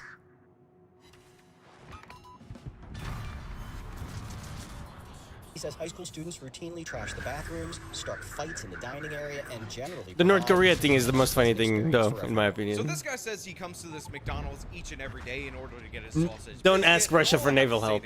like, that's a lesson they learned the hard way, right? But do not ask the nation that is known for being notoriously bad at naval help.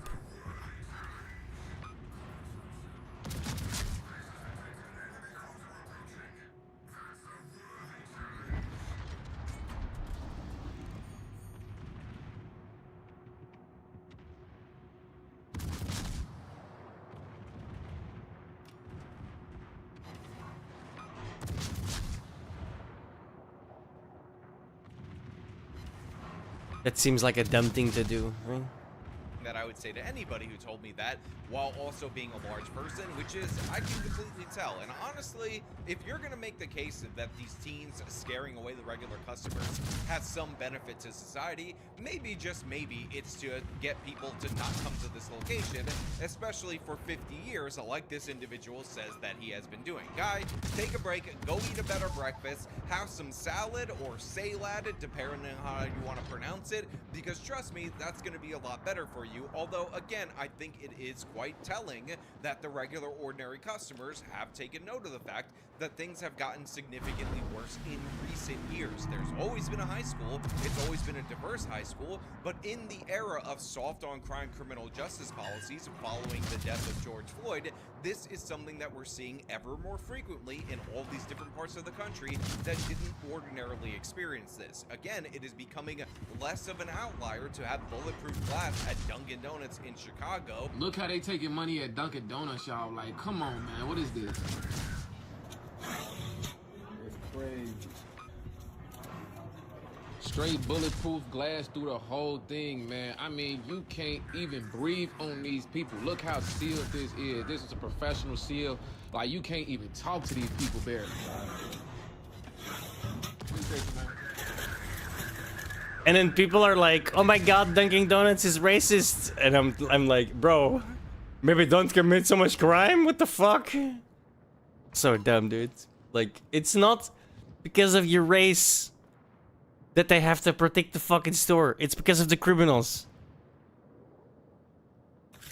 Hitting up every...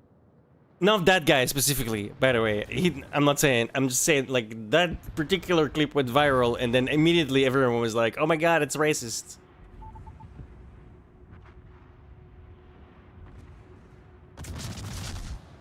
Day and seeing something like this, bro, that do something to your mental up here. It tell you, like, this how you It's an old clip. in a Right. zoo, gang. It's like 2 years old, I like, think. That's pretty much what it's telling your mentality. Like, this say I don't trust you. You feel what I'm saying? At what point do we be like, we tired of getting treated like animals, tired of getting treated like this? Like, What are you gonna do? Shoot the place up more? The fuck? This is what I mean. See? Like, bro, Sorry, I like, paused Andy. People who be owning these don't be from the community. They don't be from the city. They don't. You grow up. Imagine you see this every day for your whole life, and then you go to someplace else and you see them handing the money. You gonna think something wrong with you, gang? Like, it's crazy mentality. Or at McDonald's in Detroit, and all these other policies are starting to pop up around the country because they're not holding these kids accountable. There's no standards for them anymore. The fighting is the problem, you know what I'm saying? You'll get one, it'll call them. They're pretty brazen, you know what I mean? And the management try to step in, and these kids are pretty violent. You know, they're not really kids, let's be honest. They're young adults. Look, he's 100% right about this. These are not kids. These are not innocent Baba Angel Aladdins, like we're told by the mainstream media. These are teenagers, or teens as I like to call them on this channel, that are engaged in this activity. Latino teens, which means I'm responsible for this, so make no mistake about it, I take full accountability and I endorse this policy because the fact is they've completely ruined it. And again, I will point out the fighting in the dining room, making it unpleasant for the other customers at this location is bad enough on its own, but the trashing of the bathroom really genuinely shows that they're just having fun with it. They just have no care for the people who work at these jobs, and that's really unfortunate and disgusting, but it is a deep reminder that the people most impacted by I'm probably crime fucked. are the I same shouldn't. people I'm that way out of here. I elect shouldn't have come criminal out here justice at all. reformers are trying to advocate for. In a prepared statement, this And my McDonald's Dorps are only go owner 6 said in km, so we're part, really "We've fucked. enhanced our Franconia Road McDonald's security measures to promote a safe environment for our staff and customers. This policy was developed in partnership with local school officials and oversight from local law enforcement." They're just trying to stop the violence, you know what I mean? It's just stop the, because it's not fair that, any other customer comes in here just for a sandwich or a hard-working person, and they got to put up a bunch of idiots. So it's interesting that the school actually partnered with the McDonald's right here, but of course I want to highlight that the sentiment expressed by the two people interviewed here has been expressed across multiple different local news segments that I could show you clips from, so you can understand that people who go to this McDonald's frequently interact with these violent kids, and they're absolutely sick of it. So now they enjoy the fact that McDonald's has essentially put in nightclub restrictions in order to prevent this teen violence from occurring. These kids are off the chain. They have no respect, no discipline, and it seems like how they acting, their parents is allowing them to act. Like, we sitting down eating, y'all smoking, y'all drinking, y'all cussing. Come on, yo. Like, come on. Stacy says she, along with her grandkids, stopped by the Golden Arches location in the I get the past and cussing. saw a group of young people disrupt I'm other giant glass customers house there, so inside. I'm not gonna. Says she's okay with the new rule. I understand where they coming from because that's turning customers away. If you hear you acting up, that's they losing their business. Again, there are multiple local news segments about it, and what you'll find is all different groups of people from all different demographics understand what's going on at this location, while your wealthy progressive who would never set foot in a McDonald's because that's the food of the poors, they tend to say, oh, well, this is not an existent issue. This is just a greedy corporation that for some reason is paying for extra security measures, limiting the customers that can come into their location just because they're greedy capitalists and they hate the poor, and they're just making this up. Again, it is not made up. We have the 911 records. We have the school saying, yes, the police are called there repeatedly, time and time again, and this is the only solution that they could come to as a joint organization, or as two organizations joining together, because guess what? The school actually announced this restriction to all of the students because of the fact that they understand what's going on and they know what time it is. So yeah, I want to know what you guys think about this whole situation at this McDonald's and the other McDonald's and other fast food places that have had to do similar things down in the comments below. As per usual, if you like this video, show them by leaving a like, subscribe for more content, follow me in the social medias, support me via support links in the description of this video. This has been me talking about a McDonald's not allowing anybody in under the age of 21. Till next time.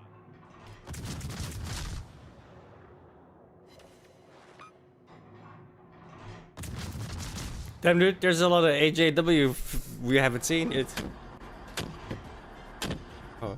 Now at 8, a man convicted of road rage attacks in Southern California, attacked in jail. Greetings and salutations, loyal viewers of this channel. My name is Sean, and today we have an interesting update to a story that I did on this channel last week about a serial road rager who committed crime after crime after crime in the state of California, in and around the Los Angeles area, ended up getting convicted of multiple different assaults, sent to prison for 5 years. However, he was released in and around 1 year, only to reoffend in the state of Hawaii in a very similar, damn near identical incident, which by the way, we know for sure because we have the video of this new incident of road rage. Now, we're going to talk about this. We are going to break this down because there is a crucial update in that the people in jail don't like this guy. They're not a big fan of his. But before we do, I want to thank everybody who supports this channel via actualjusticewarrior.com/join.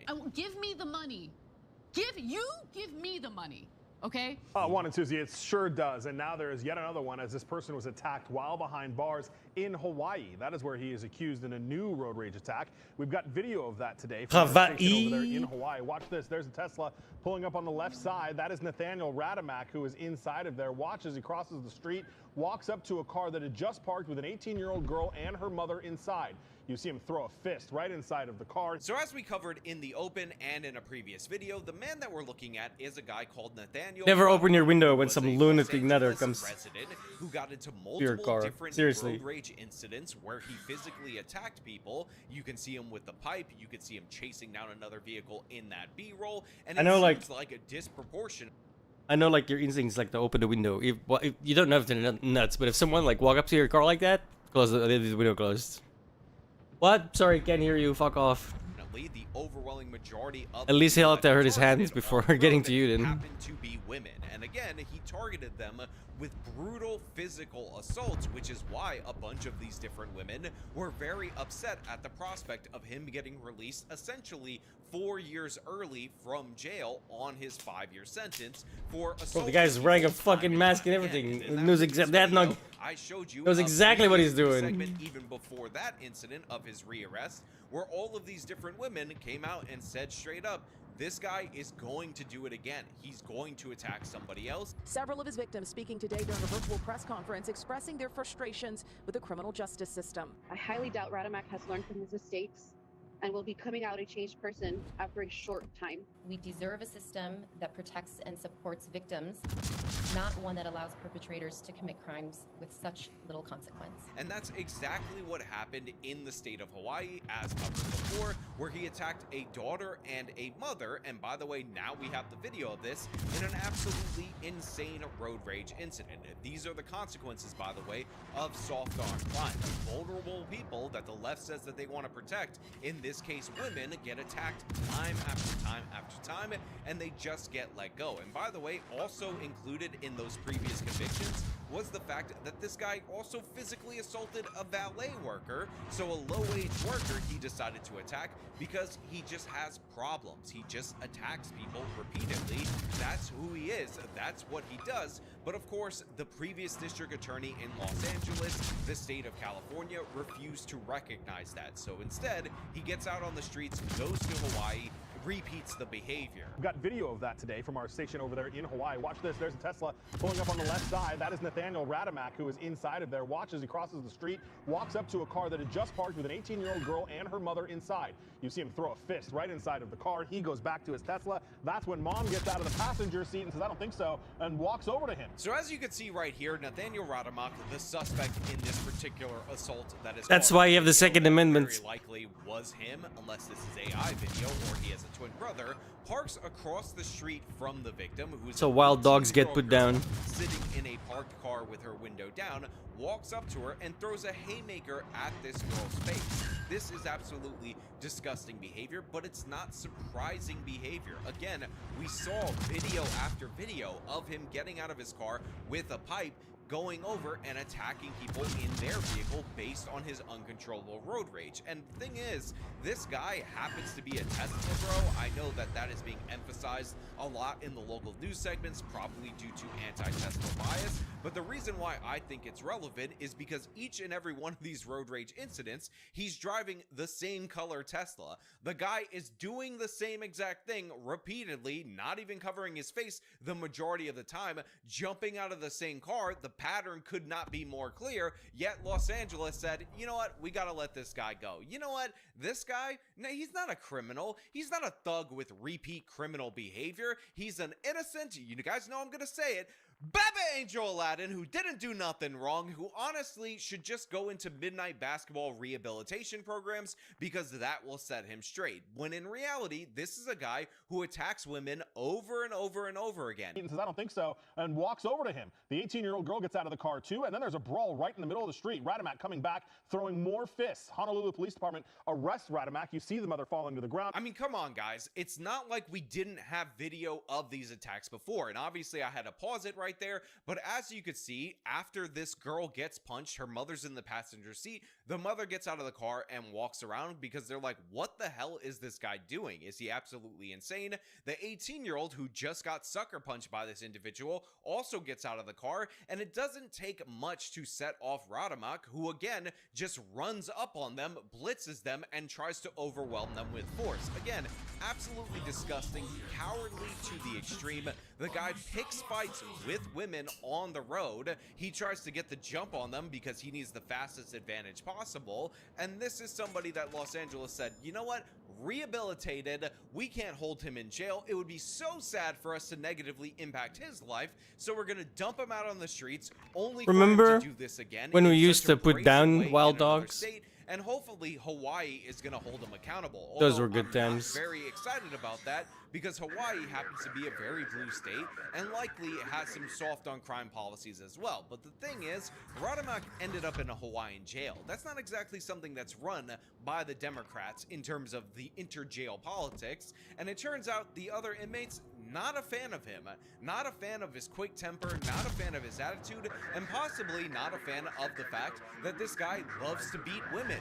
That's his thing. But look, I want to show you more pictures here of him now beaten up himself. This happened after he was in custody in Honolulu. According to the Hawaii Department of Corrections, there was some sort of fight between the inmates, leaving Radamak, as you can see on his face, severely injured. This photo taken as he sits in what we believe to be a lobby inside of a Honolulu hospital. We'll show you more video here. He was in court just this week on this new case where he has been charged in the assault of that 18-year-old woman and her mother in that car. Look, I want to make something clear to everybody out there in the audience. And yes, that includes you bad person writing in the comments about how funny you think this guy getting his face bloodied after he repeatedly beat helpless women on the streets, attacked that valet person, and got soft on crime treatment repeatedly from the state of California, from the city of Los Angeles, before going to a Honolulu jail and then facing the Hawaiians for some real serious consequences. And yes, I just over-ethnically pronounce Hawaii because that's what you're supposed to do with that particular state. But what I want to say and make clear Hawaii.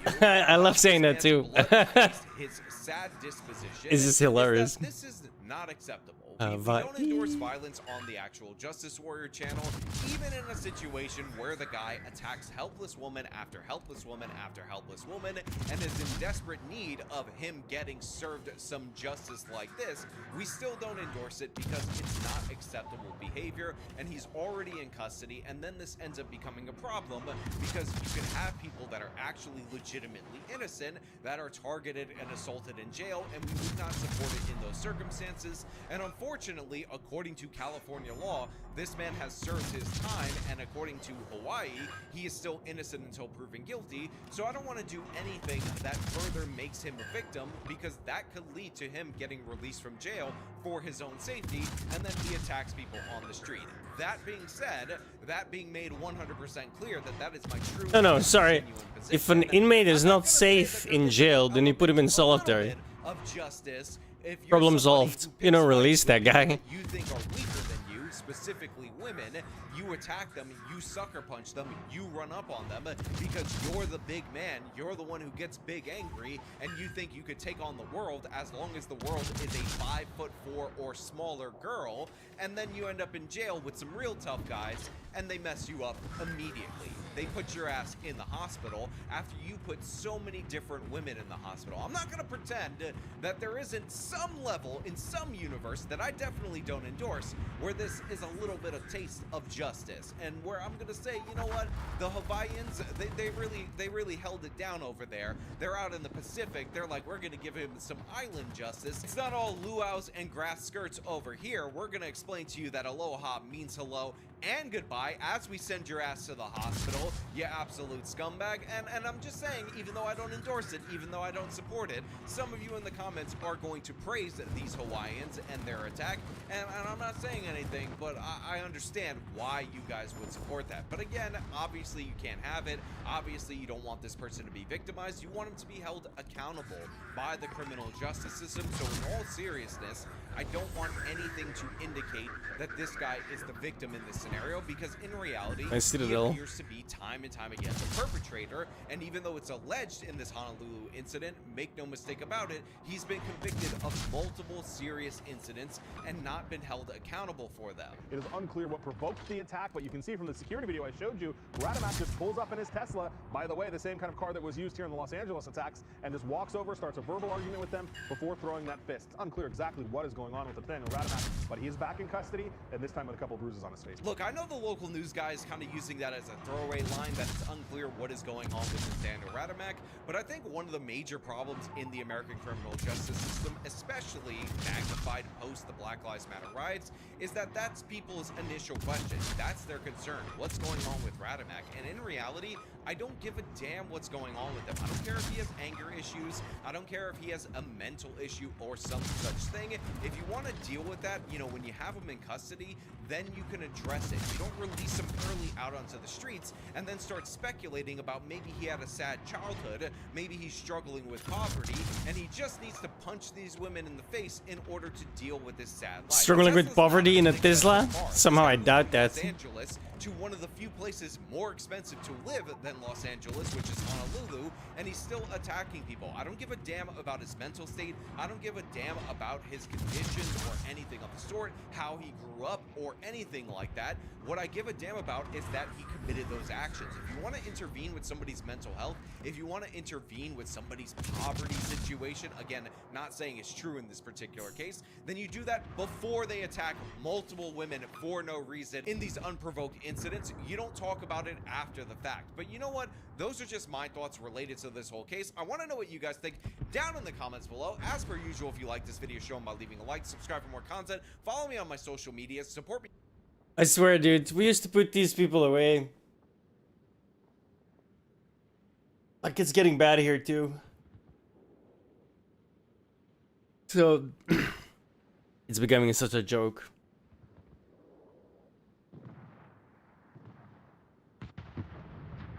Dozens of local organizations are calling on Portland Public Schools to move more quickly on a plan to build a Center for Black Student Excellence. It's been 5 full years since the school district received $60 million in taxpayer funds to build that center. Since then, there's been very little progress to make it happen. After the death of George Floyd in the year 2020 and the subsequent Black Lives Matter riots, we saw a bunch of different states and cities decide that they were going to pass a bunch of ridiculous initiatives in order to forward the cause allegedly titled racial justice. Now, of course, the one that gets the most amount of attention is the defund the police movement, where you had a bunch of different local municipalities trim back the budgets of their police department, cancel recruiting classes, and this ultimately ended up leading to one of the greatest increases in crime from a year-over-year basis in our entire country. We also had, and we focused on this channel, a bunch of different woke prosecutors that were elected to not prosecute anyone for anything, and this of course led to subsequent terrible results. However, in the city of Portland, one of our liberal meccas in this great nation, they decided that they were going to put forward a ballot initiative, the White Guilt Ballot Initiative, that required an appropriation of $60 million from Portland Public Schools budget in order to build a Black Student Center entitled the Center for Black Excellence. Now, 5 years later, there's a lot of complaints from these Black organizations like the NAACP and others in the fact that they haven't made any progress on this, but I'm going to detail to you guys out there in the audience why it's absolutely insane that this passed in the first place and how disastrous this will be for Portland Public Schools, which, spoiler alert, is facing a significant budget deficit. Now, we are going to get into this. We are going to break this down, but before we do, I want to thank everybody who supports this channel via actualjusticewarrior.com/join. Give me the money. Give me the money, okay?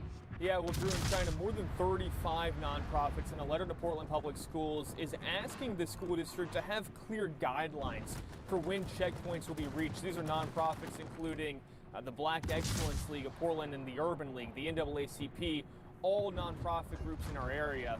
Now, by May 20th, these groups, a coalition as they say, want a public presentation detailing when a site will be chosen for the Center for Black Student Excellence. By December, they want the district to purchase that site, and this is all revolving around a project that's made little progress over the past 5 years. So first of all, right off the top, I just want to say to this local news reporter, the word you're looking for is chosen. When a site will be chosen for this particular center, not chosen, and considering only around 50% of Portland Public School students are proficient in reading, and this is a drop from pre-pandemic levels, it seems like that you were negatively impacted by the public education system in your particular area. So the idea that we would spend $60 million building this Black Center for Student Excellence when we have problems in the public school system in the first place seems to me like it's a waste of money. We have local news reporters who can't even understand what words actually go where, and obviously that is an indication of educational folly. Now, of course, you see all these different organizations.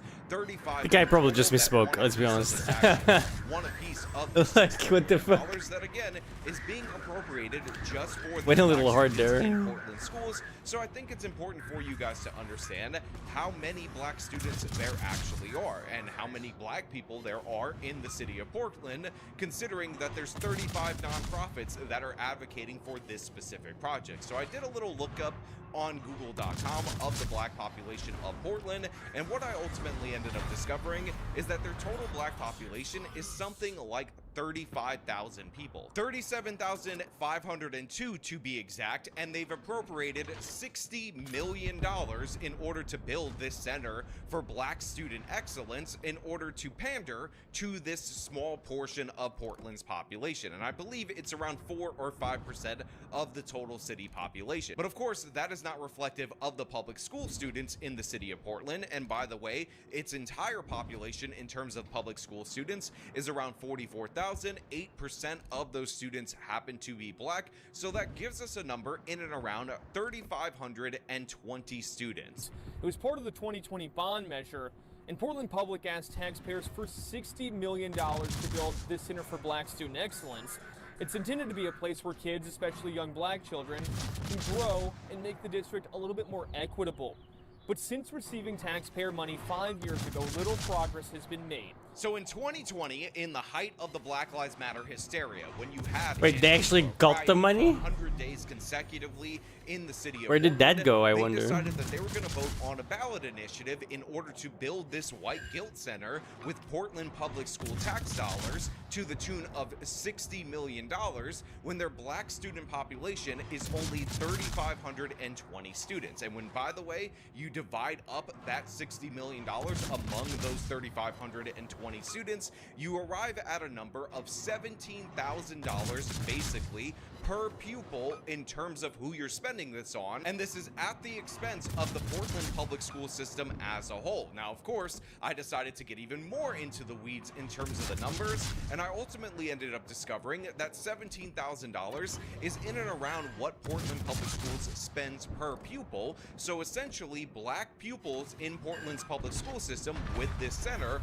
will be appropriated $34,000 in terms of per pupil spending if this center actually gets built. However, there are some challenges that are being faced by this particular project, and we hear throughout this local news segment about the anger from these nonprofits related to those challenges. So I'm going to play that for you in just a little bit, and then I'm going to explain to you how disconnected from reality this actually is, because there's much more serious challenges in the Portland public school system. It's still unclear where the center will be located and how much it'll cost to run. In the letter, the coalition writes, "This is not only a matter of justice for our children. Fulfilling the district's promises made to Portland students, families, educators, and taxpayers is a matter of public trust and governmental accountability." So of course they're saying that by the end of this year they demand that they pick a site, they end up starting construction. Of course, we're probably going to hear about how this needs to be built by a black construction I wish that was firm, me, but it wasn't. And it's not a matter of fulfilling a regular order. You didn't get those kind of ships This or is a hits with the matter ship. of justice. We need justice for the black students in the city of Portland, because I don't know if you guys are aware of this. I don't know if you guys are confused by this fact. Portland, even though it is in the Northwest, in reality was actually the capital of the Confederacy in these people's minds. Therefore, these 3,500 black students are entitled to reparations according to these left-wing progressives. Now, of course, they talk to like the head of the Portland Public Schools. They get a statement from him. He has to bend the knee and apologize for not moving forward on this particular project. But again, the cherry on top of all of this will be presented to you a little bit later, so you definitely want to stay tuned, because it really contextualizes the ridiculousness of this particular project. In March, we spoke to Portland Public Board Chair Eddie Wong. He There's said a cat COVID, down there. A teacher strike and a change in Make sure I don't step superintendents on her. delayed this project. Building materials are more expensive too. Still, families who have long supported this initiative are growing increasingly frustrated. You know, let's be honest. I wish there was more progress made. The longer we wait, the more expensive things get. It's not moving as quickly as we would hope. Almost there. Now, Portland Public Schools says this is changing under new Superintendent Kimberly Armstrong. They say this initiative is at the forefront of what they're trying to accomplish here. Still, this coalition, in its letter that it gave to the school district, is demanding immediate action. So yeah, they had a bunch of issues in Portland education that have delayed the projects, and of course they're worried that building materials have gone up in price over time, obviously due to a bunch of different things, including inflation. It's So been they're acting very, up, very man, upset that last this couple of hasn't moved days. forward. But I just want to point out that Portland is one of those cities that did the lockdowns. They ended up booting the kids out of school, so of course you have a lower test fucking scores as a annoying. consequence of that. In addition to that, they let these Antifa people riot for 100 straight days during the Black Lives Matter riots, and the increase in crime in the city of Portland, plus the increase in the cost of living, has caused it to be a city among cities in the United States of America that are decreasing in population. And by the way, they're also decreasing in young people in terms of their population, so there's less students in the Portland public schools in order to support this particular project. But in addition to that,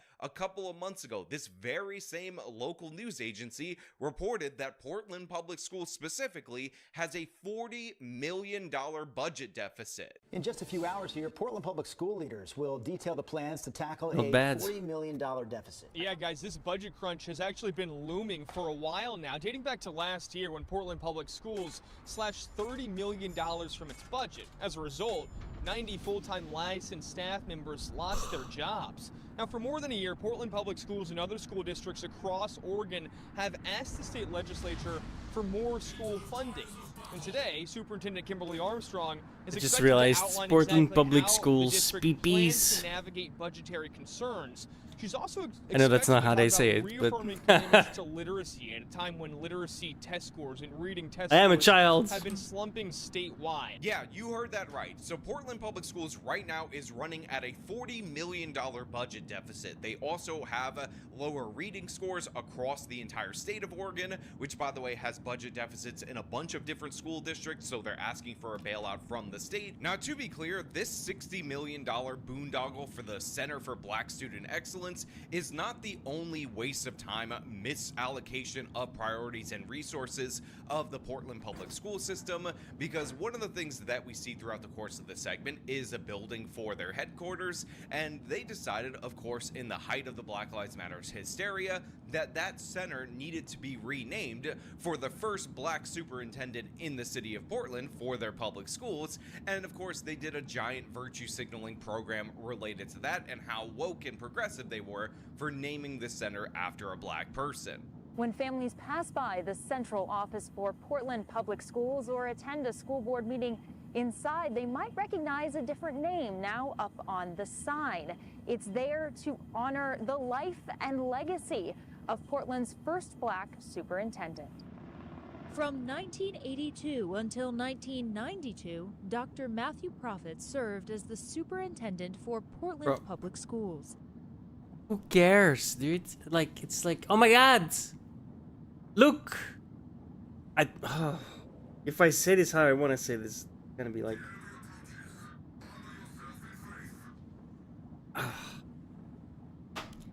It comes across as so patronizing. His son, Tony, Towards and the daughter, guy, Michelle, right? Towards the actual guy.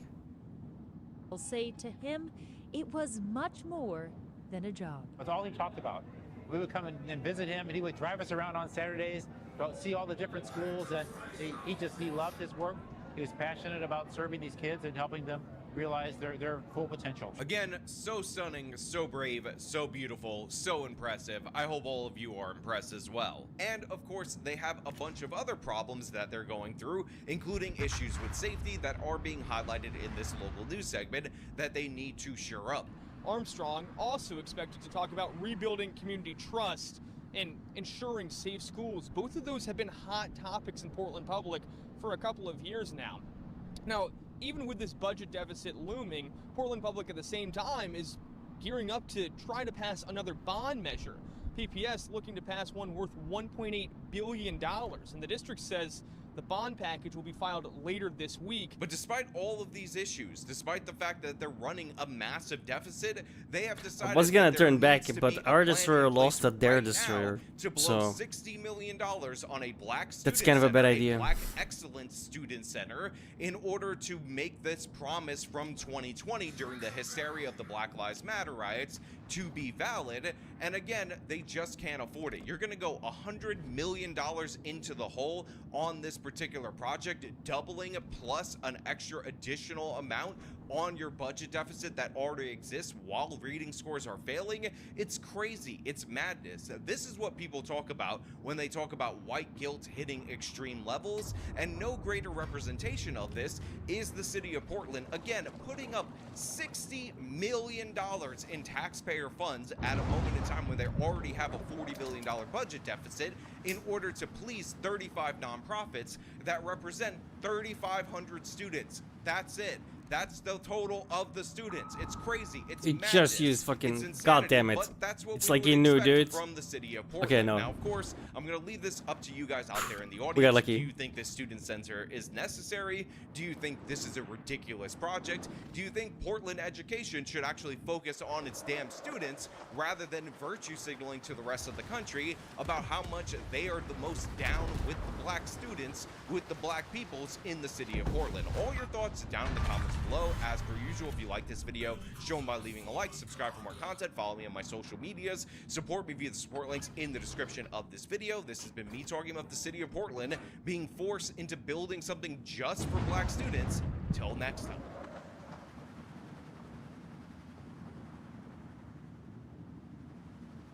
I'm just going through all his videos we haven't seen yet. Fuck it. Money in England. Yes. Right. Yes, but I think they are give me England. They are give me money. You can help me anything. I can need it. Maybe you help. So can I ask, why should the people of Great Britain give you a house and money? Because I don't know. Because we have a lot of people in Great Britain who need money and need a house. Yeah. Why should English people pay for you to have a house? Maybe they give me house. They give me anything I can need. They give me. Just give it. Yeah. Why? There is no greater threat to the left-wing narrative, to the mainstream narrative, to the media narrative than The question was why. the No, no, internet, just give me. citizen journalists, Give me, and give me. social media platforms. How about that get the fuck out of our unrestricted country? allow clips like the one that I showed you in the open of this video to go viral, because we are told constantly by the mainstream media, both in this country and in the United Kingdom, and by the way, in Europe as a whole, that immigrants, they contribute to the economy. Immigrants are the future. They are the way of the future. They want to come here. They're going to enrich our great nations. And of course, these are the people that are going to be the future CEOs of all these Fortune 500 companies. And they'll drop numbers telling you that this percentage of Fortune 500 companies are being run by foreign-born individuals. And that's supposed to make you guys out there in the audience not look twice when they're offering generous welfare benefits to migrants from the third world who are definitely 100% for sure going to become CEOs in the future. Now, of course, we talked about on this channel about how the CEOs from foreign-born nations quite literally come from only a couple of nations. They come from India, they come from nations where there happen to be Jewish migrants to the United States of America, and one other ethnic group slash nation state basically produces all of the CEOs for all of the Fortune 500 companies that are often cited in the United States of America as proof positive that we need the immigrants to come to the United States of America. These people are essentially carrying the load for all these other groups, and grouping them in This was a good game. obscure that a lot of the people 2 ships sunk, capturing the base. especially in Europe, by the way, Nobody near worse us. than in the United States of America, due to Seemingly. their more generous welfare systems, are coming to mooch off the welfare system. But guess what? We got citizen journalists, we got news outlets that I've never heard of until this viral clip, interviewing the people themselves and what they they are telling you is that they want to be given stuff. Give me house, give me food, give me money, and I think that's absolutely ridiculous and absurd. I mean, anyone who starts off their video-related content by demanding that you give them something is absolutely ridiculous from top to bottom. And with that being said, I want to thank everybody who supports this channel via actualjusticewarrior.com/join. Give me the money. Give me the money, okay?